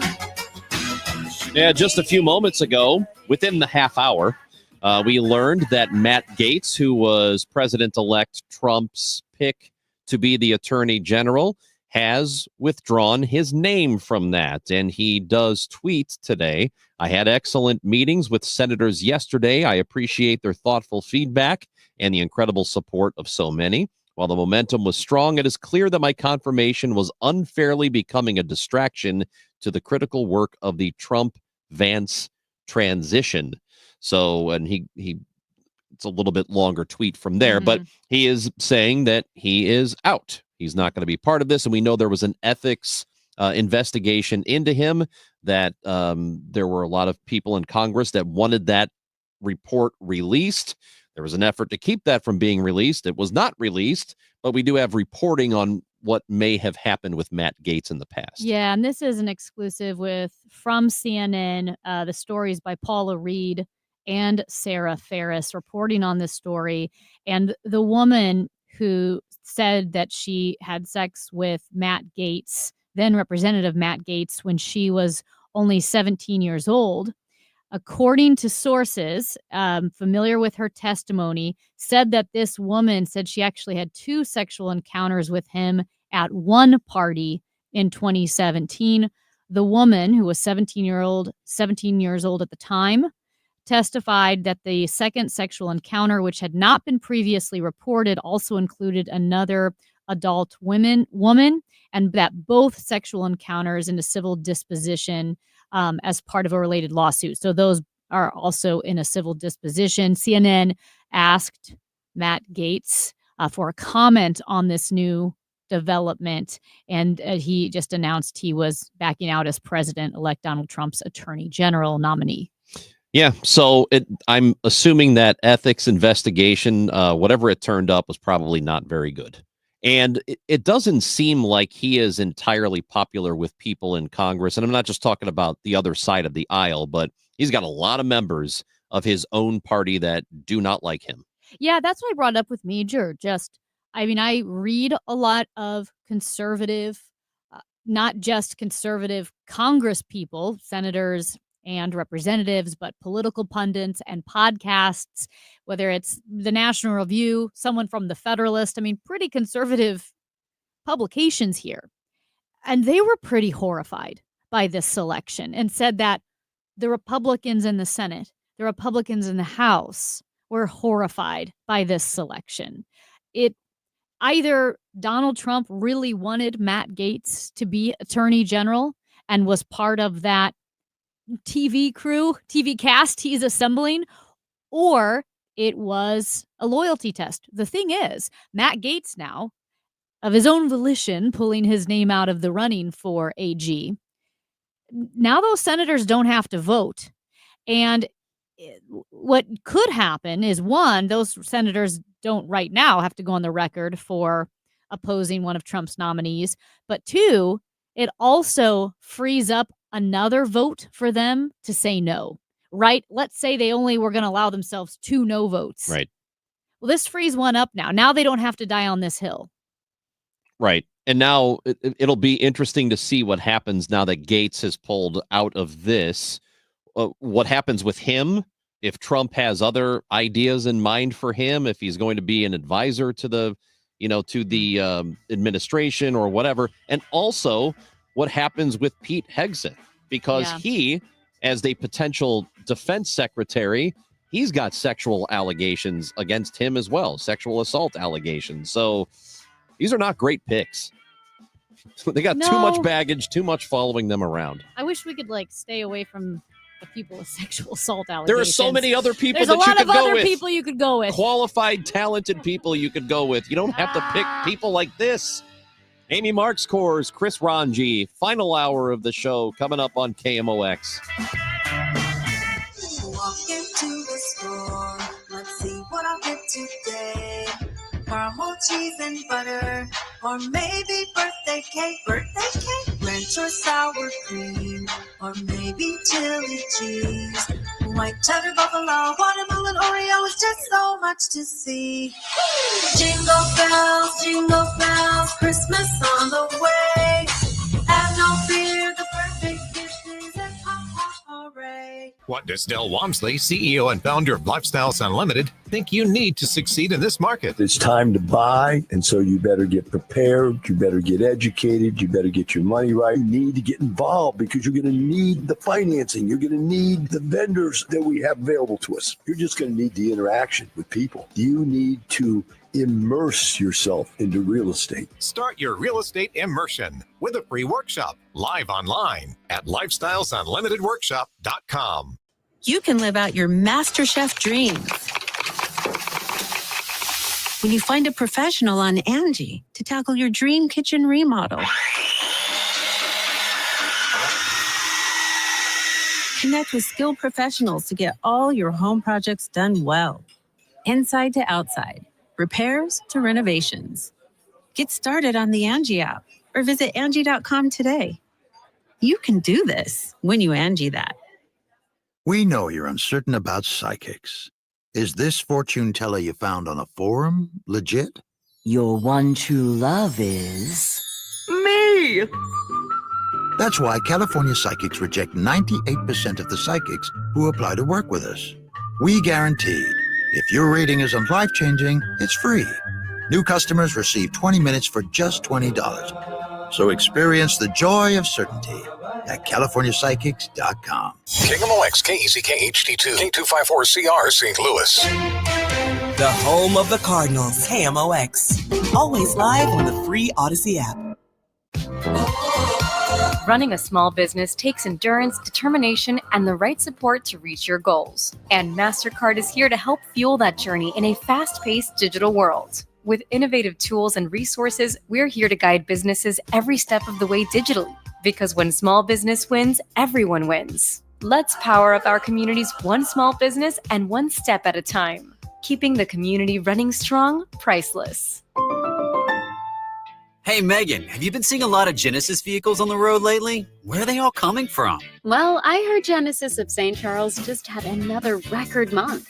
Their showroom is absolutely amazing, and so are the deals. You have to go in or call to get their exclusive offers. They even have 0% APR financing on all models through the end of November, like the new 2025 Genesis GV80. Wow. Well, I'm logging on to genesisofstcharles.com now. It is 12 noon in mid-America. This news update is sponsored by Michael's Flooring Outlet, the flooring experts, michaelsflooringoutlet.com. We've got windy conditions and 41 degrees downtown at the Arch, and our top story this hour. CBS News special report. Matt Gaetz has withdrawn his name from consideration to be President-elect Donald Trump's Attorney General. He said the fight over his naming was becoming a distraction. Axios reporter Margaret Tallow. The concerns about the investigation surrounding his personal after-hours life. Indeed, CBS's Torian Small says Gaetz had been investigated by the House Ethics Committee. While Gaetz was a congressman, the panel was investigating allegations he attended sex parties and had sex with a 17-year-old minor. CBS News has learned the committee obtained Venmo records showing Gaetz paid two women up to $10,000 over 27 payments. Gaetz has denied any wrongdoing. Again, Matt Gaetz has withdrawn his name for consideration to be Attorney General in the Trump administration. CBS News special report. I'm Christopher Cruz. The Illinois Supreme Court overturned the conviction for former Empire actor Jussie Smollett. The case starts with a racist and homophobic attack against Jussie Smollett in Chicago in 2019. Prosecutors said he staged it against himself and lied to police. The Cook County State's Attorney's Office dropped an initial 16 counts of disorderly conduct. Smollett's attorneys have argued he performed community service and forfeited a $10,000 bond, and the case was over then. A special prosecutor took over, and a grand jury restored charges. Smollett was convicted on 5 counts in 2021. A state appellate court upheld the conviction. The Illinois Supreme Court heard arguments in September and has overturned Smollett's conviction. He has maintained his innocence. I'm Archie Zaraletta. Israeli Prime Minister Benjamin Netanyahu's office sharply condemns the ICC decision to issue an arrest warrant against him. Reporter Linda Gradstein has more from Jerusalem. In a statement, Netanyahu's office said the ICC decision to issue arrest warrants against Netanyahu and his recently fired defense minister was, quote, equivalent to a modern-day Dreyfus trial. He was referring to a trial from the 1890s when a French Jewish officer was wrongly convicted of treason.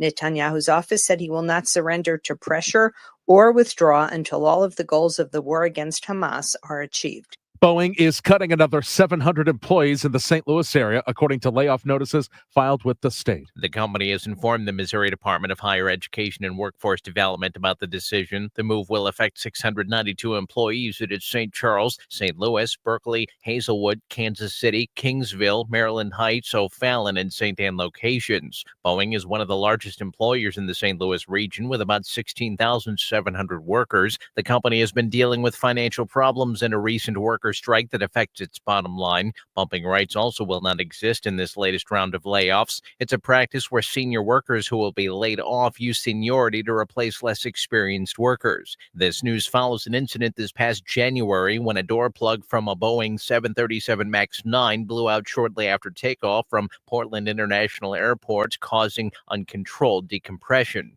Anthony Morabith, Missouri Net. The KMOX Business Desk. Apple is also concerned about antitrust. Apple says the U.S. Justice Department's antitrust lawsuit should be dismissed. The tech giant says the suit fails to show how the company's alleged monopoly has harmed consumers or developers. The lawsuit accuses Apple of violating antitrust laws by blocking rivals. A U.S. district judge will now decide whether to dismiss the case, which is part of the Biden administration's focus on competition in the tech industry. Kimberly Adams, Bloomberg Radio. The Dow from Steeples up 541 points to 43,949. And in traffic, we've got a crash on 270 going north at Ladue. Just the right lane, right shoulder are closed. 4 lanes should be getting by.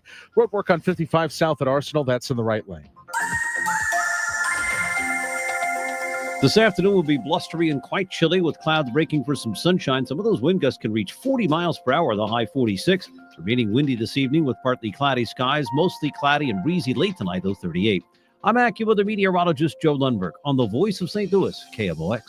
And right now we've got 41 degrees downtown at the Arch. Winds are out of the west-northwest at 19 miles per hour, gusting to 33. I'm Michael Calhoun, KMOX News. This Friday night, we're talking about artificial intelligence, its impact on our lives and our society. Listen to our next Odyssey conversation. Artificial Revolution is the future automation. Friday night at 8 p.m. on News Radio 1120, KMOX.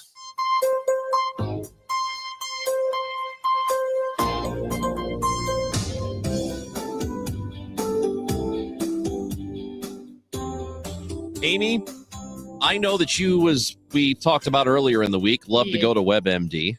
Well, listen, I only go there in dire times, and it usually gives me horrible news. Yes, and so I know that you were even more excited to find out that you can upload your medical data to I was thrilled about it. artificial intelligence like Grok with Twitter, which Elon Musk, the owner of Twitter, is encouraging people to do so that maybe you can get a separate diagnosis. Well, it beats printing out the picture of my x-ray and sticking it in my neighbor's mailboxes. Going, what does this mean? How many people do you get to respond to you? So Just one. So to discuss whether or not this is a good idea, what the future of it is, and the implications of it, Dr. Bradley Malin, professor of biomedical informatics at Vanderbilt University, joins us on the show on the Quiver River Electric guest line. Dr. Malin, thank you for being with us today. Thanks a lot for having me. All right, so you clearly you know about what's going on here with Elon encouraging people to upload their, X-rays or their MRIs or their medical data to Grok, which is the artificial intelligence part of Twitter. Bad idea? Bad idea is, I think, maybe it's a little challenging to say. It's an uninformed idea is the way that I would phrase it. It's an opportunity to help contribute to the development of AI that can make medical diagnoses more democratic. I think that's the simplest way to put it. But at the same time, there's a question about what you are signing up for. I don't think that anybody knows exactly what X is going to do with the data that is provided to them. And that's one of the open questions. Would you say, and I don't know all the details on how this works, but would you say that uploading your data to Grok, which is X's AI feature, is different than uploading it to Google or ChatGPT's AI feature, because they also have an option to upload medical records? But no, I wouldn't say it's any different. Okay. It's the same situation that you're providing information to a technology company at that point. Which is very different than providing your data to a healthcare provider or a healthcare organization in this country. And the main reason is that it's a different set of regulations that are in place for the collection and use and potential reuse of that information. And when you're dealing with a technology company like this situation is, or whether it be Google or whether it be Amazon, you're in a situation where it's a consumer agreement. And that consumer agreement basically indicates that anything that you provide to them, they can use in any way that they see fit. So if you do upload any sort of data, images, whatever you do to, Grok or whatever, is this really about them trying to help diagnose a problem that you might have, or is this really about them trying to improve their service and using that information to improve their service and tweak? Yeah, well, I think it's both. Without a doubt, they want to have a service that is people are going to feel is doing the right thing for them or is beneficial. So if they build a service that doesn't provide correct diagnoses or is not really very usable, then you're in a situation where it didn't really, it's not going to live on at that point. So they certainly want to encourage people to provide as much information as possible so that they can build AI that is its most capable of making such diagnoses. So certainly. Are there medical companies now or doctors who are practicing who might upload information like an x-ray or a scan into AI just to help them because the more eyes, the better? It would be illegal for them to do so.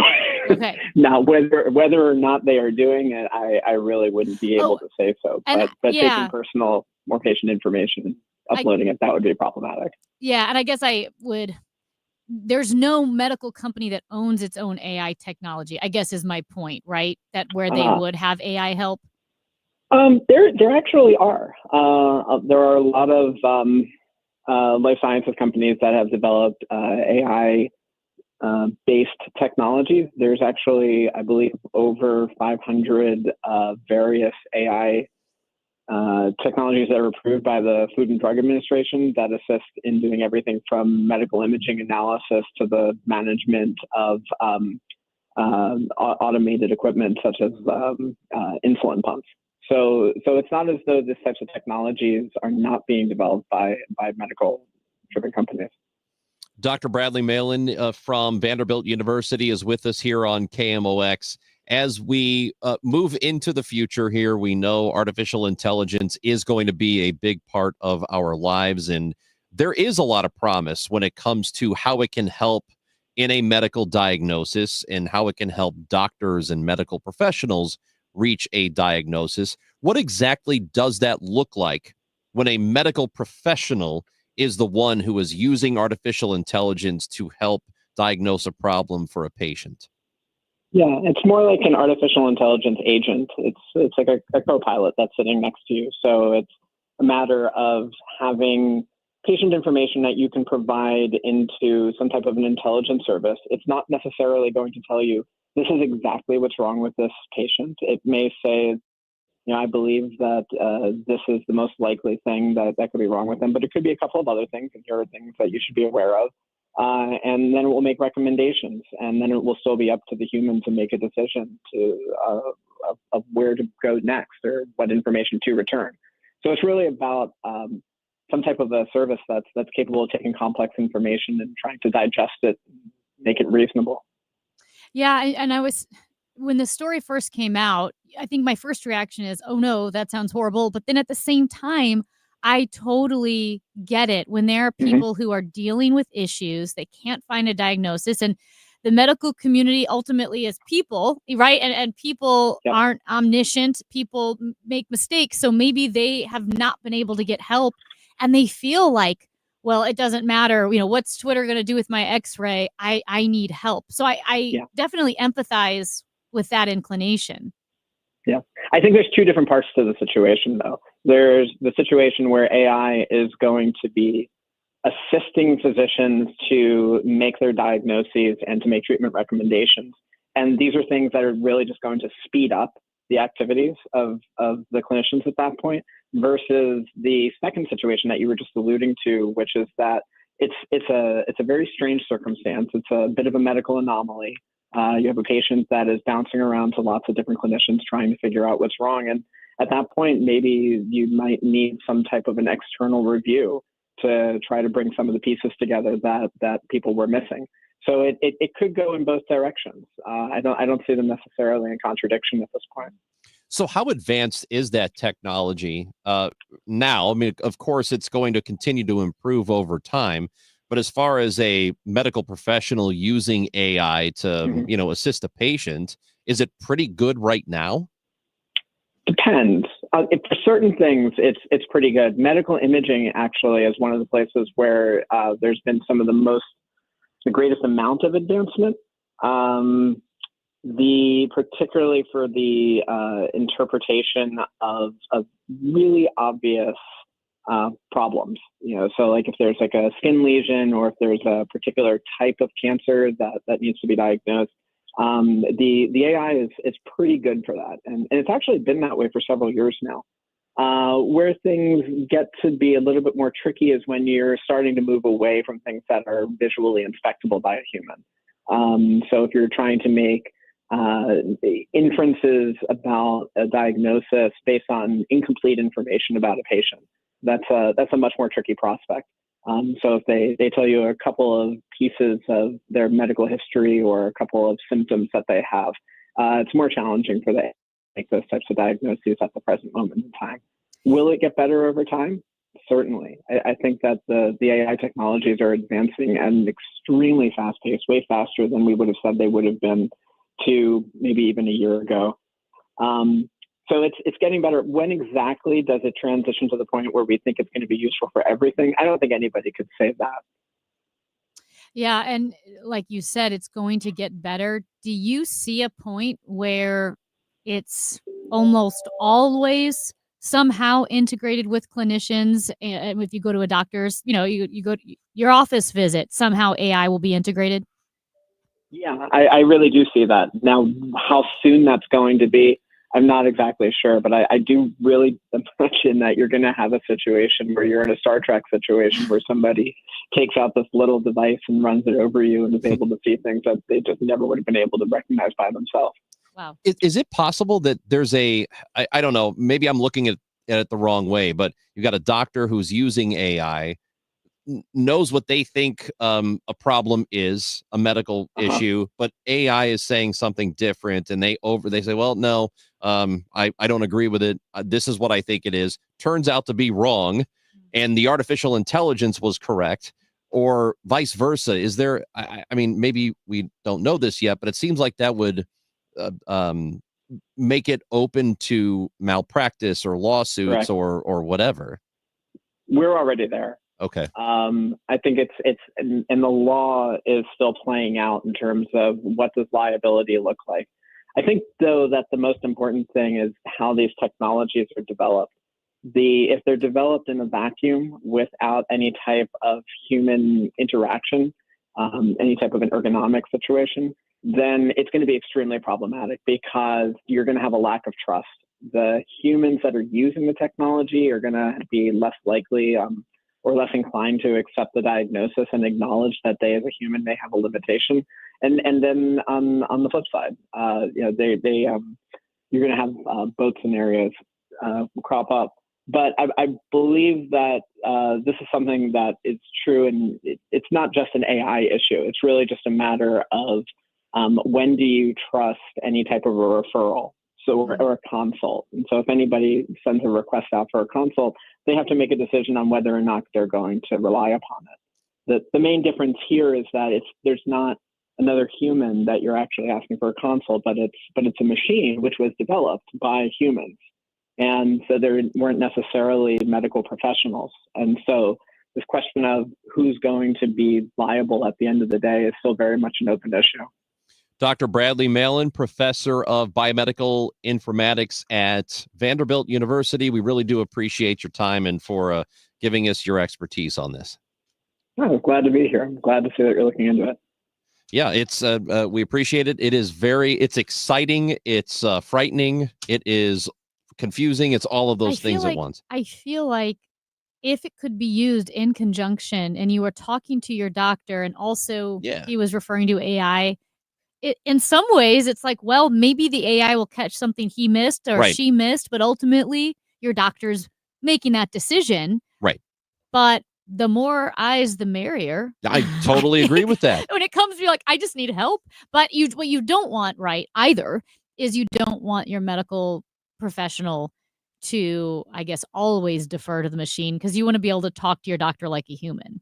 That's Amy Marks Kors. I'm Chris Ranji. You've got KMOX. When you're hiring for your business, ZipRecruiter's powerful matching technology makes finding qualified candidates for your job easy. This made us wonder, what if the rest of the world was as easy as ZipRecruiter? Math problems wouldn't be so problematic. K equals 42. Escape rooms? Elementary. And summiting Everest would be a walk in the park. In the meantime, if you want to make your hiring easier, use ZipRecruiter. And right now, you can try it for free at ZipRecruiter.com/radio. In fact, 4 out of 5 employers who post on ZipRecruiter get a quality candidate within the first day. Simple. So, see what the world is like when ZipRecruiter does the hard work of hiring for you. Just go to ZipRecruiter.com/radio to try ZipRecruiter for free. Once again, that's ZipRecruiter.com/radio. ZipRecruiter.com/radio. The choice of a lawyer is an important decision and should not be based solely on advertisements. If you've been injured in a car wreck, you need the best. Let us make your case our cause. Car accident? Call Onder Law for a free review at 314 or 618-9000000. Do you have shoe boxes full of old videotapes and photos with memories you'd love to share with the family this Christmas? Right now, get exclusive early access to Legacy Box's biggest deal of the year. Digitize your memories for just $9 per tape. That's right, only $9 to preserve and share your precious moments. VHS, VHS-C, Hi8, film reels, and more, saving you over $15 per item. Not to mention, when you digitize your memories now, Legacy Box sends all your memories back on the cloud, so they're easy to access by Christmas, and you can relive them with your family just in time for the holidays. You've heard about Legacy Box all year, but now is the best time to digitize your memories. Hurry, this $9 deal won't last long. Head to legacybox.com/value for early access to our best deal of the year. Don't wait. Secure your digitized memories by Christmas at legacybox.com/value. Don't miss this year's Moolah Festival of Trees with over 40 gorgeous trees and gifts all decked out to knock you out. Your family won't believe the fabulous gifts, decorated trees, and you can win the tree and all the gifts for just $1. November 23rd to November 30th at the fabulous Moolah Shrine. Meet Santa, get your photo taken, and while you're there, visit the Kris Kringle Cafe for some sweet treats and wonderful food. Trees and gifts valued from $500 to over $10,000. The Festival of Trees at the Moolah Shrine. Bring your whole family to the Moolah Festival of Trees this year and browse through a winter wonderland filled with over 40 exquisitely decorated Christmas trees and all the gifts. Each tree has a minimum value of $500, some worth up to $10,000. You can take a chance to win one of the beautifully decorated trees and all the gifts that go with it for as little as $1. While you're there, don't miss Kris Kringle Cafe with sweet treats and beverages available for purchase. Have your photo taken with Santa. Bring the whole family to the Moolah Shrine, November 23rd to the 30th. At Progressive, we know there's a lot of things you can track. Steps, calories, heart rate, your pet steps, screen time, the whereabouts of your favorite celebrity, how long you slept, how long you didn't sleep, how long you thought about sleeping, how long you thought about sleeping. But none of these things could save you money. Unlike Snapshot from Progressive, which customizes your rate based on how and how much you drive. It's much better for your bottom line than tracking your Cocker Spaniel's resting heart rate. So download the Progressive app today. Progressive Casualty Insurance Company and Affiliates. Snapshot not available in California or from all agents. Surcharge possible for unsafe driving. Why choose a Sleep Number smart bed? Can I make my side softer? Can I make my side firmer? Can we sleep cooler? Sleep Number does that. Cools up to 8 times faster and lets you choose your ideal comfort on either side. Your Sleep Number setting. And now, during our Black Friday sale, save 50% on the Sleep Number limited edition smart bed. Plus free home delivery when you add a base. And Cyber Monday. To find a store near you, visit sleepnumber.com.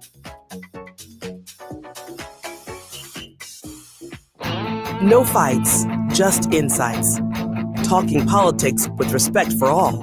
KMOX, your connection to St. Louis and the region. Anybody who has supported Trump in the past, voted for him, has tried to really push Trump to get the election that he has, none of those people should be surprised by any of his picks so far. They're exactly like him. Questionable background to be able to do their job. questionable morality, questionable legal issues in the background. Every one of his picks seems like it's just like voting for Trump. That is DB using the voice message feature on the Odyssey app, which you can do whenever you want. Download the app and listen to the show and the podcasts and all of it. Cardinals baseball's on it too, whenever the season's going on. If you disagree with DB, you can let us know, or if you agree with him, whatever that may be. Matt Gaetz, and the news within the last hour that he has withdrawn his name as he was nominated to be the Attorney General by President-elect Trump. He's taken his name out of it. There are some quotes from Republican Congress persons. One of them is Steve Daines out of Montana, says, yeah, I respect the decision. Mike Lawler out of New York says it was the right thing to do. Nick LaLota from New York, I don't think he was going to make it across the finish line anyway. And another fellow Republican in the House said, this is the only decent thing Matt Gaetz has ever done. So, well, yeah. And with the multiple sexual assault allegations against him and another woman coming forward. So that's the end of that. Now, does he go back to Congress? So is here's he part of the 119th Congress? Historically, you're generally not allowed to unresign once you've resigned. The hiccup here is that he was reelected. So Right. did he resign from this term? And he did resign from this term. Does it somehow disqualify him from taking office in 2 months, or no, because he was democratically elected Yeah. to be the representative? So But it does seem like members of the House don't really know. They don't know what he's going to do. So I guess that possibility is still there that he returns to be sworn in. yeah, I feel like this is going to be another 4 years of, are you allowed to do that? There was a lot of that. There's a lot of that. Are you, can you do that? Like, no one's ever tried that before. Yeah, I've never read the Constitution so much, which is, Never that's a referred plus to side. it so much. I've never referred to the Constitution as much as I have. And I carry I had that little pocket Constitution, and then it kept getting sent to me. I don't know who was sending it to me. Some like organization. I think they wanted a donation, but I kept getting this little Constitution. I'm like, enough. I already have so many Constitutions. They thought your grasp of the Constitution was questionable, so I think so. they was sending you a Put a message. Constitution in every pocket that you have. So we did earlier in the show, Amy, we Mm-hmm. talked about the very tragic situation that occurred with a young woman who was abducted from her home in Clayton, was driven to North St. Louis, so an area that's not too far from, and I think technically it is, actually it's not Central West No. End, but it's just a few blocks north. Kings something? Yeah, Kings West, maybe? something like that, but it's right off Kings Highway, just north of Delmar. I mean, it is not far from where Delmar and Kings Highway intersect. And she was murdered there. Her sister, her twin sister, had watched all of this take place, or at least the abduction anyway, tried to follow the car, and her car called 911, was disconnected from 911, was transferred to another dispatch who told her to pull over. And it really seems like a mess. And it looks like the family is not quite sure if police handled it appropriately. We did get a message from a city spokesperson, and it says, I can confirm there was a 911 call that was transferred to the city. That is typical because of the different jurisdictions. Again, sidebar, this is me. She was coming from Clayton into the city.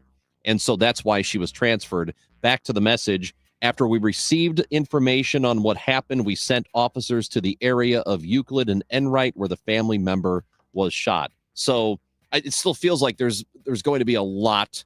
They have to figure out what happened there, and if the police response could have been better, or if they did everything they could to get to her. Very, very tragic situation. Of course, the KMOX newsroom here will be on top of that story. When we come back, we're going to talk about what's next for the St. Louis Blues. There is the possibility that an old face, an old friend, could rejoin the organization. Also, the Winter Classic is coming up, and the sweaters have been unveiled. Matthew DeFranks for the Post-Dispatch covers the Blues, and he joins us next.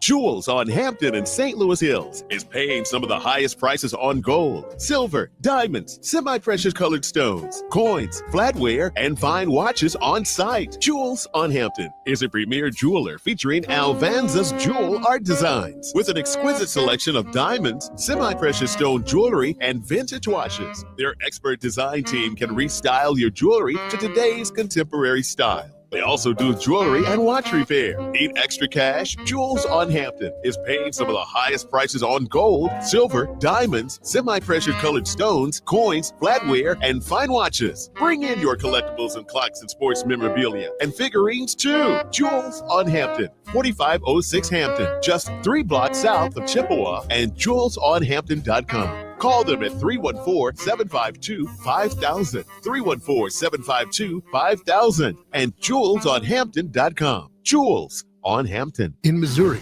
farming isn't just a profession, it's a purpose. You can feel it in our 27 million acres of farmland. You can see it in the nearly 41,000 Missourians who work in agriculture. You can hear it at our farmers markets. You can count it in the $93.7 billion it brings our state. And you can taste it at your family's dinner table. A lot of farmers in our state rely on Bayer's tools and inventions because Bayer has a purpose too, to help farmers thrive. Learn more at go.bayer.com/purpose, paid for by Bayer. It is 12:30. We've got clouds and wind and 42 degrees downtown at the Arch. CBS News special report. Former Florida Republican Congressman Matt Gaetz will not continue on his quest to become Attorney General. On X, he wrote, "There is no time to waste on a needlessly protracted Washington scuffle. Trump's DOJ must be in place and ready on day one." CBS News chief Washington correspondent Major Garrett has been speaking with Senate Republicans this week. They did not see any way at all, no matter how much political capital President-elect Trump invested in Matt Gaetz, that he would win confirmation. On Truth Social, President-elect Trump said Gaetz was doing very well, but at the same time did not want to be a distraction for the administration, for which he has much respect. Major Garrett also says the man Trump wants to be defense secretary is facing a tough fight in the Senate. Pete Hegseth is the next one in line who has very difficult questions asked of him. He better have some decent answers. CBS News special report. I'm Christopher Cruz. We've got a crash on 270 going north at Ladue. The right 2 lanes are closed to the shoulder as well now. Disabled vehicle 44 going west at the business loop at Gray's Summit. That's on the right shoulder. Another disabled vehicle 55 going north at Richardson Road. That's got the right shoulder closed. This afternoon, some winds up to 40 miles per hour and a high of 46 degrees. More wind tonight, low 38. For tomorrow, clouds break for some sunshine with a high temperature of 48. Right now, 42 downtown at the Arch, gusting up to 33, winds at 19 out of the west-northwest. I'm Michael Calhoun, KMOX News. Broadcasting from the Underlaw Injury Lawyers, GetJim.com studios. KMOX. Join the authors of the new book, The Wonder and Complexity of the 1904 World's Fair, at the Missouri History Museum on Thursday, December 5th, for a discussion of this pivotal event in St. Louis history that is both grand and shameful. Happy hour with cash bar, food for purchase, and pop-up activities begin at 5 p.m. Discussion at 6:30. Free admission. Books are on sale now in the Missouri History Museum gift shop. Info at mohistory.org. mohistory.org. I see clearly now, thanks to the doctors, Birdie, Mahotra, Brusati, Royer, and Barry. You can too. Go to youridoc.com. You're leaving for work, but the garage door won't open. Is it the opener? Is the spring broken? Now you're late and your car is trapped. Well, don't panic. Overhead Door Company of St. Louis is here with same-day emergency service. They won't leave you stuck. The original Red Ribbon Garage Door Company, trusted in St. Louis since 1926. Call 314-781-5200 or schedule online at overheaddoorsstlouis.com. Hey, it's Brady Cook, quarterback at Mizzou, for Macadoodle's Darden Prairie, where wine tastings happen all day and friends are made when the door opens. Macadoodles has everything from fan-favorite California cabs to interesting wines from the old world. A wide selection of bourbon and tequila, and basically every spirit you can imagine. Whether you need to stock up the liquor cabinet for your next party or you're having a cozy night in with a bottle of wine, Macadoodles has you covered. the friendliest staff in town. Come visit Macadoodles on Bryan Road, just north of the Page Extension in St. Charles County. At Neovitin, we are all about supporting your nutrition, and that's why we are excited about our new Neovitin Omega-3 supplement. Neovitin Omega-3 is formulated with 1,200 milligrams of omega-3 fatty acids to help support healthy hearts. Our high-quality omega-3 fish oils are sourced from wild-caught fish and tested for heavy metals. With our convenient monthly subscription, you can get Neovitin Omega-3 delivered right to your door every month with no long-term obligations. Support your daily nutrition and sign up for a Neovitin Omega-3 subscription at neovitin.com today. Podcast The Bernie Minkler Show today on the free Odyssey app and follow to receive Bernie's daily take on Cardinals, Blues, or whatever else is in the news. AUDACY.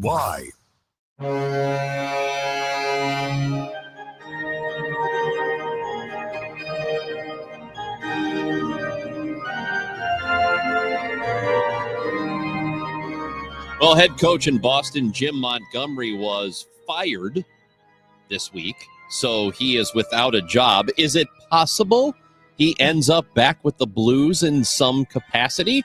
Maybe as their head coach. We will find out. We go to the Quiver River Electric guest line this afternoon, and Blues beat writer for the Post-Dispatch, Matthew DeFranks, is with us on KMOX. Good afternoon, Matthew.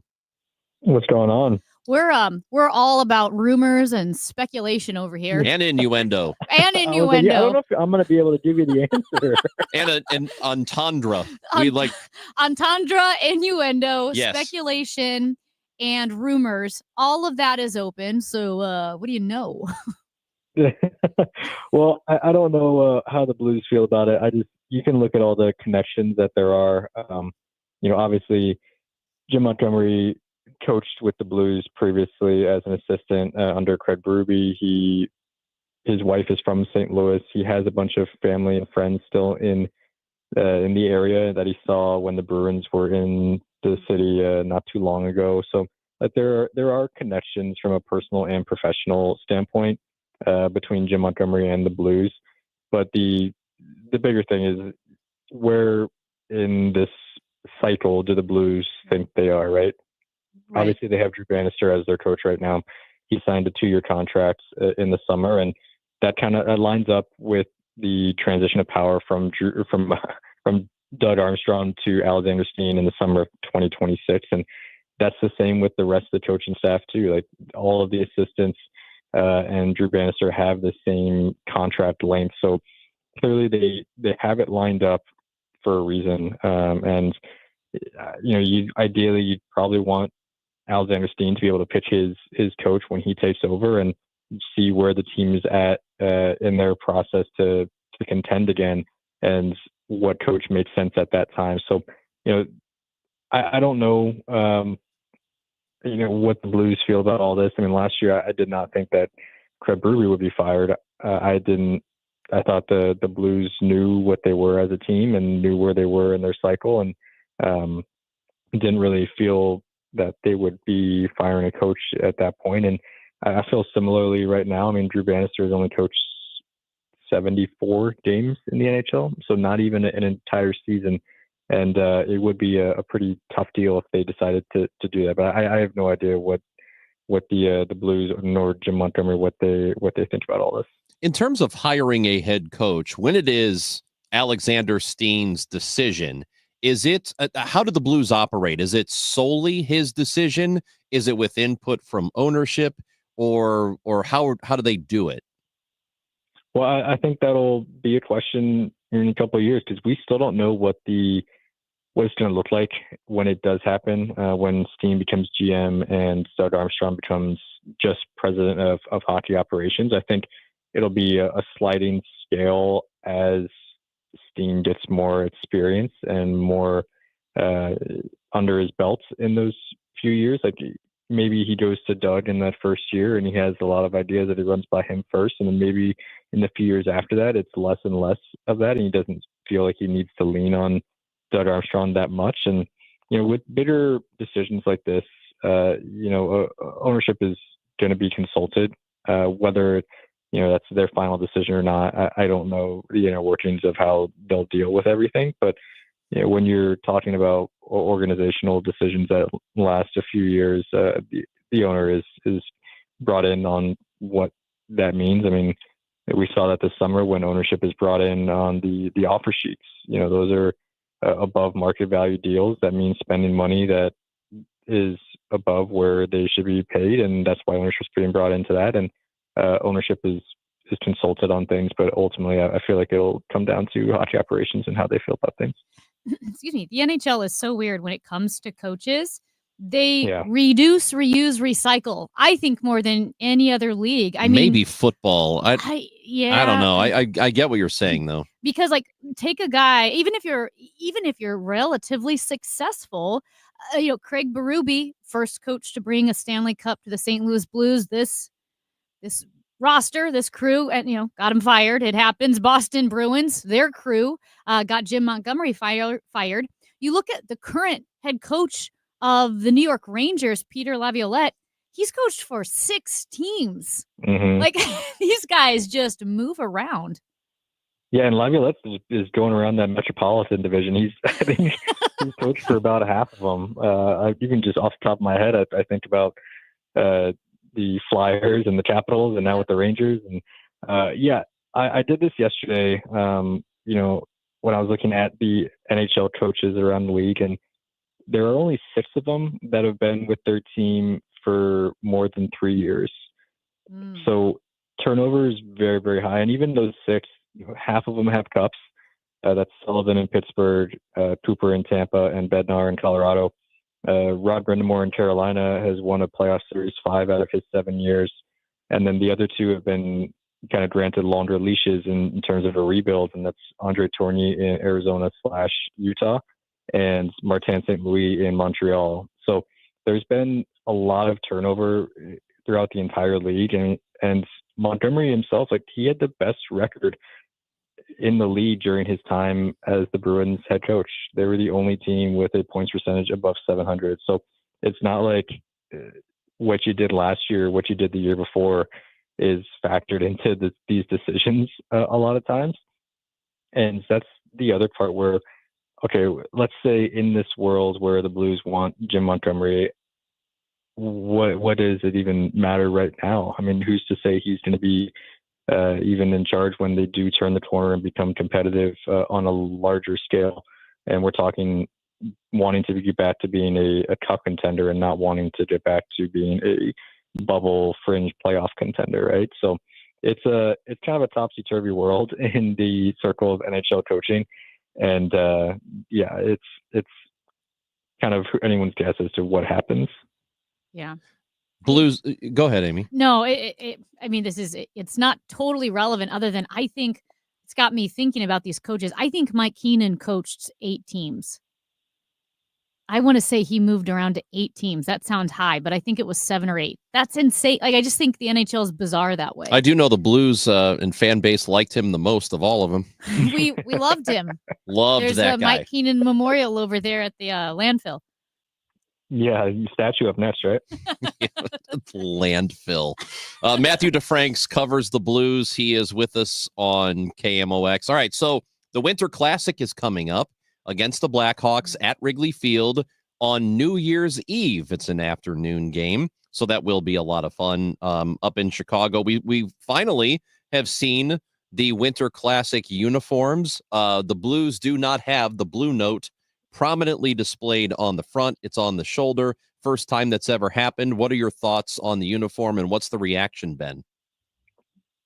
Yeah, so we got a look at them before they were announced and kind of got to talk about the design process with the Blues and what they were thinking with it. And, they really saw it as an opportunity to do something different without the blue note on there, and also to keep the same kind of color palette, the same template, so to speak, from the previous 2 Winter Classic jerseys. Because the first 2 that they had, one was the powder blue one that they wore at home in Busch Stadium, and one was the beige one that they wore up in Minnesota. And they're pretty much siblings. They're just mirror jerseys of each other. And this one, obviously they can't kind of do that for a third time. And so there was the challenge of how do we keep it within our brand, keep it within our identity, and also kind of branch out a little bit, do something a little bit different.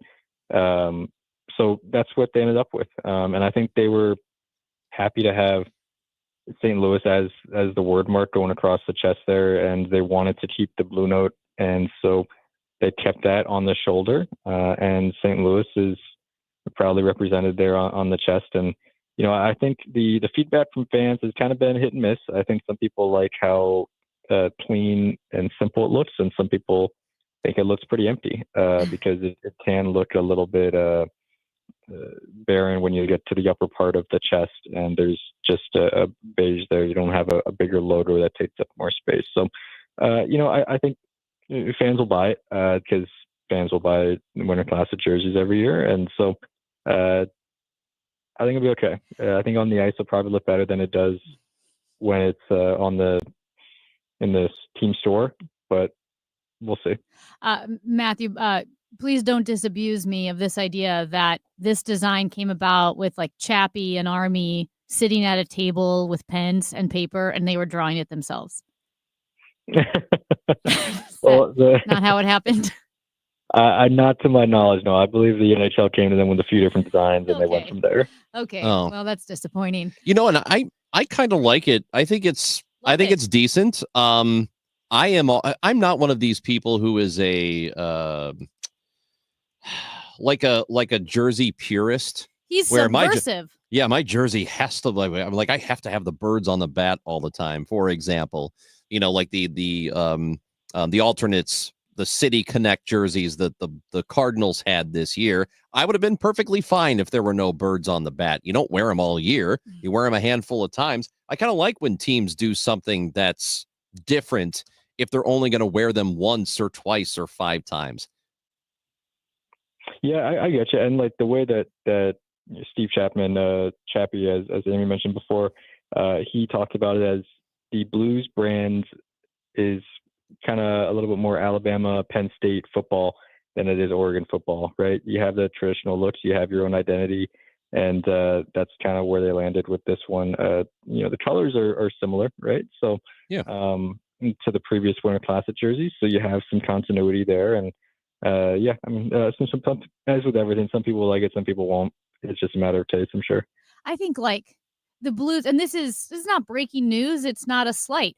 The Blues play second fiddle to the St. Louis Cardinals because it's St. Louis, and everybody knows it. The Cardinals are the Cardinals. I mean, the Blues know that, and the Cardinals very buttoned up, right? The sacredness, it's almost religious, the birds on bat. I think the Blues should embrace where they're at and get a little wacky. Like I'm in favor get of weird that. with it. I think the Blues could get a little weird, Yeah, because let's go. a lot of the very kind of more austere, or you have to be very careful, very honoring tradition with the Cardinals. I get it, but the Blues should lean in to being like the wacky brother. Yeah, I get. I mean, like you're talking about like the red reverse retros from a few years ago. Yeah, have fun with Okay. it, and even I think- these, yeah. Yeah, I think like that's acceptable to them in certain situations, but like with the Winter Classic being a lead marquee event, I think they wanted to kind of have it match the moment. And I think they do have, like, there are different outdoor games that the NHL hosts called the Stadium Series, and those jerseys kind of get a little bit crazier. I mean, a few years ago, Nashville had one it said Smashville on the front of their jersey. Well, they don't And count. that was when- Nashville's the that's when worst. they Kinda, played, yeah. They played against the Blues, and Ville Husso was starting, so it just looked like it said Smash Ville as they were playing him. Yeah, he's like, Nashville. this got personal real fast. Yeah. Like those types of events, they get more a little off the wall. Like they have the chrome helmets and the oversized numbers and things like that. But I think with the Winter Classic, they wanted it to remain a little bit more traditional, so to speak. They should have gone with short sleeves. Tank tops. Yeah, tank tops over the pads. Um, Matthew I love DeFranks, appreciate it. Thanks for talking with us today. All right, have a good one, guys. Matthew covering the Blues for the St. Louis Post-Dispatch. I get real weird with it. Why not? So if I Why were not? the Vegas Golden Knights, you could do little tassels on the front of the jerseys. Why This- not? It's funny. I love it. This It would is flap in the wind while you're skating. the White Sox. The only thing well they've ever done in history is get weird with their uniforms. Yeah. Like the time they wore shorts. They should. They did. They for a couple of games, they literally wore shorts Why? on the field. It was back in the 70s. They should make them out of cotton. It's breathable. It's quite the organization. Wow, they wore shorts. Oh, with a collar. No. I will. You know what? We'll tweet a photo I of what love the. it. Yeah. It's ridiculous if you Amazing. haven't seen it before. Amy Marks scores Chris Ranji on KMOX. Hi, this is Debbie Monterey. Join me and my co-host Kevin Short of Clayton Capital Partners for the Business of Family Business Saturdays at 2. Join us. We interview many St. Louis business owners and families and learn a lot and have a good time. So many interesting stories of passing a business along to the next generation or not, and some great tips as well. It's the Business of Family Business here on the Voice of St. Louis, KMOX, Saturdays at 2. California Psychics is the real deal. They helped me out, totally changed my attitude, totally got me psyched to start my business and to take a new path in my life. At California Psychics, we only connect our customers with the best. We reject 98% of the psychics who apply to us, so we guarantee if your reading isn't life-changing, it's free. New customers receive 20 minutes for just $20. So experience the joy of certainty at CaliforniaPsychics.com. This holiday season, the Dave Glover Show is excited to partner with Hardee's and Operation Food Search for their holiday food drive. While supplies last, stop by any metro area Hardee's and make a donation of at least $1 to benefit Operation Food Search and receive a limited edition DGS holiday bumper sticker. All donations will benefit Operation Food Search to help children and families facing food insecurities. Get all the details now about the campaign, or if you want to make an online donation, head to the KMOX.com events page now. Hey, Megan, have you been seeing a lot of Genesis vehicles on the road lately? Where are they all coming from? Well, I heard Genesis of St. Charles just had another record month. Their showroom is absolutely amazing, and so are the deals. You have to go in or call to get their exclusive offers. They even have 0% APR financing on all models through the end of November, like the new 2025 Genesis GV80. Wow. Well, I'm logging on to genesisofstcharles.com now.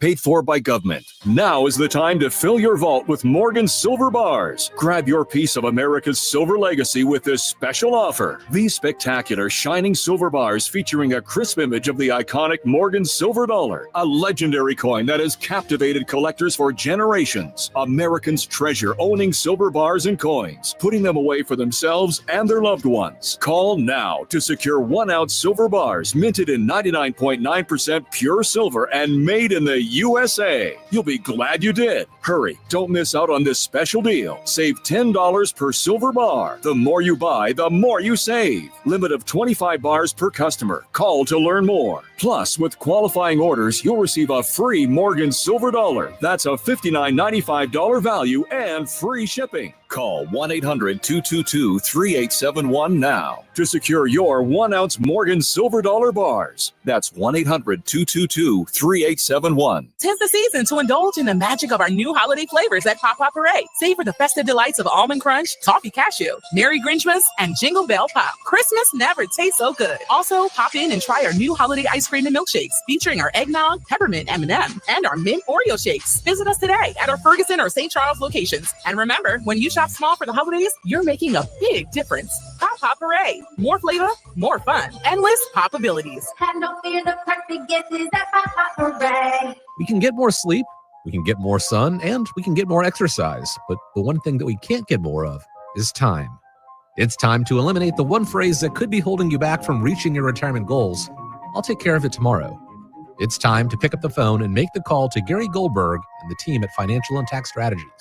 618-361-4232 or online at checkwithgary.com. Investment advisory services offered through Centaurus Financial Inc., an SEC registered investment advisor. Insurance and annuities offered through Gary Goldberg, NPN number 918615. The choice of a lawyer is an important decision and should not be based solely on advertisements. If you've been hurt on the job, you need the best. Onder Law. Hurt on the job? Call Onder Law today for a free review at 314 or 618-9000000. If you owe the IRS, you have a legal issue, and you need the Lance Drury Law Firm. We'll protect your rights. Log on at LanceDruryLaw.com. I'm Kevin Wheeler. This is KMOX, the voice of St. Louis. Don't wish men happy birthdays. Happy birthday, Ranj. It's not my birthday. Oh, that's right. Your birthday's in March. Yeah, and you will wish me a happy birthday when it's time. Your birthday's 314 Day. Damn right it is. St. Louis Day. St. Louis Day. So, Jesse Waters, Mhm. you know Jesse, he's on Fox News. Did he take His mom over? hates him. Did he take over for Tucker Carlson? He took over for Tucker Carlson. He went from pestering people out in the field, and trying to gotcha. He went from that to now he's just got this talk show. But yesterday, did you know it was Joe Biden's birthday yesterday? No. Yeah. Is he 82 or 83? 82. 82. 82. He's 82 years old, and his Wow. birthday is November 20th. So that was yesterday. And on Jesse Waters' show, he November said 20 Day. he said this. The oldest president in history just got a little older. It's Joe Biden's birthday. The big 82 for the big guy. And Primetime would wish him a happy birthday, but we have rules here. Men don't wish men happy birthdays. Okay. So I'm about 80% certain that Jesse Waters is trolling people. No, but you're we don't- 99% certain. Like, I don't know, man. He's kind of a dope. So I can also see him actually meaning it in some way. Like like he's forgetting that the incoming president is also going to be real old when he gets into office. But I think that if he does mean that, that's really stupid. No, he doesn't mean it. I mean, Now, you could defend him. Trump he's a beautiful man. You I can wish him defend the happy guy. birthday every year. I'm not I wish him convinced. Happy birthday. I am not convinced Jesse Waters is smart enough to pull this one over on us. Hey, when I searched Twitter for Jesse Waters' birthday, two things popped up: that video, Uh-huh. and also a tweet from his in 2017 that says, "Everybody keeps wishing me a happy birthday, but it's not my birthday. It's David Schwimmer's birthday. Happy birthday, David! You look good, bro." So he does wish men happy He's birthday. totally It's just a dumb thing. He's totally trolling because he wants us to talk about it, and it worked because Jesse Waters says a lot of stupid stuff, but that one you could even see like it was a troll on a silver platter. But I do. That's giving him a lot of credit. No, it Yes, it is is. not though. He's a troll. Well, he's definitely a troll, but I don't think I'm not convinced he's Listen. smart enough to pull this one off. It's an easy one. I always say happy birthday. It's not a joke. They hate it when I say it, but I say it. Happy gonna say it birthday. anyway. That's what I called it. A birthday. That's That's what my I call it. favorite. That is my favorite is when Trump takes something that's an object that everyone calls it like a car. I get in a car. That's what I call it. I call it a car. Everyone calls it a car, but I love when he does that. It is kind of funny. It's pretty funny. As I've said before, if he weren't so consequential, damn, the guy's funny. Damn, he's What funny. was his 9/11 tweet?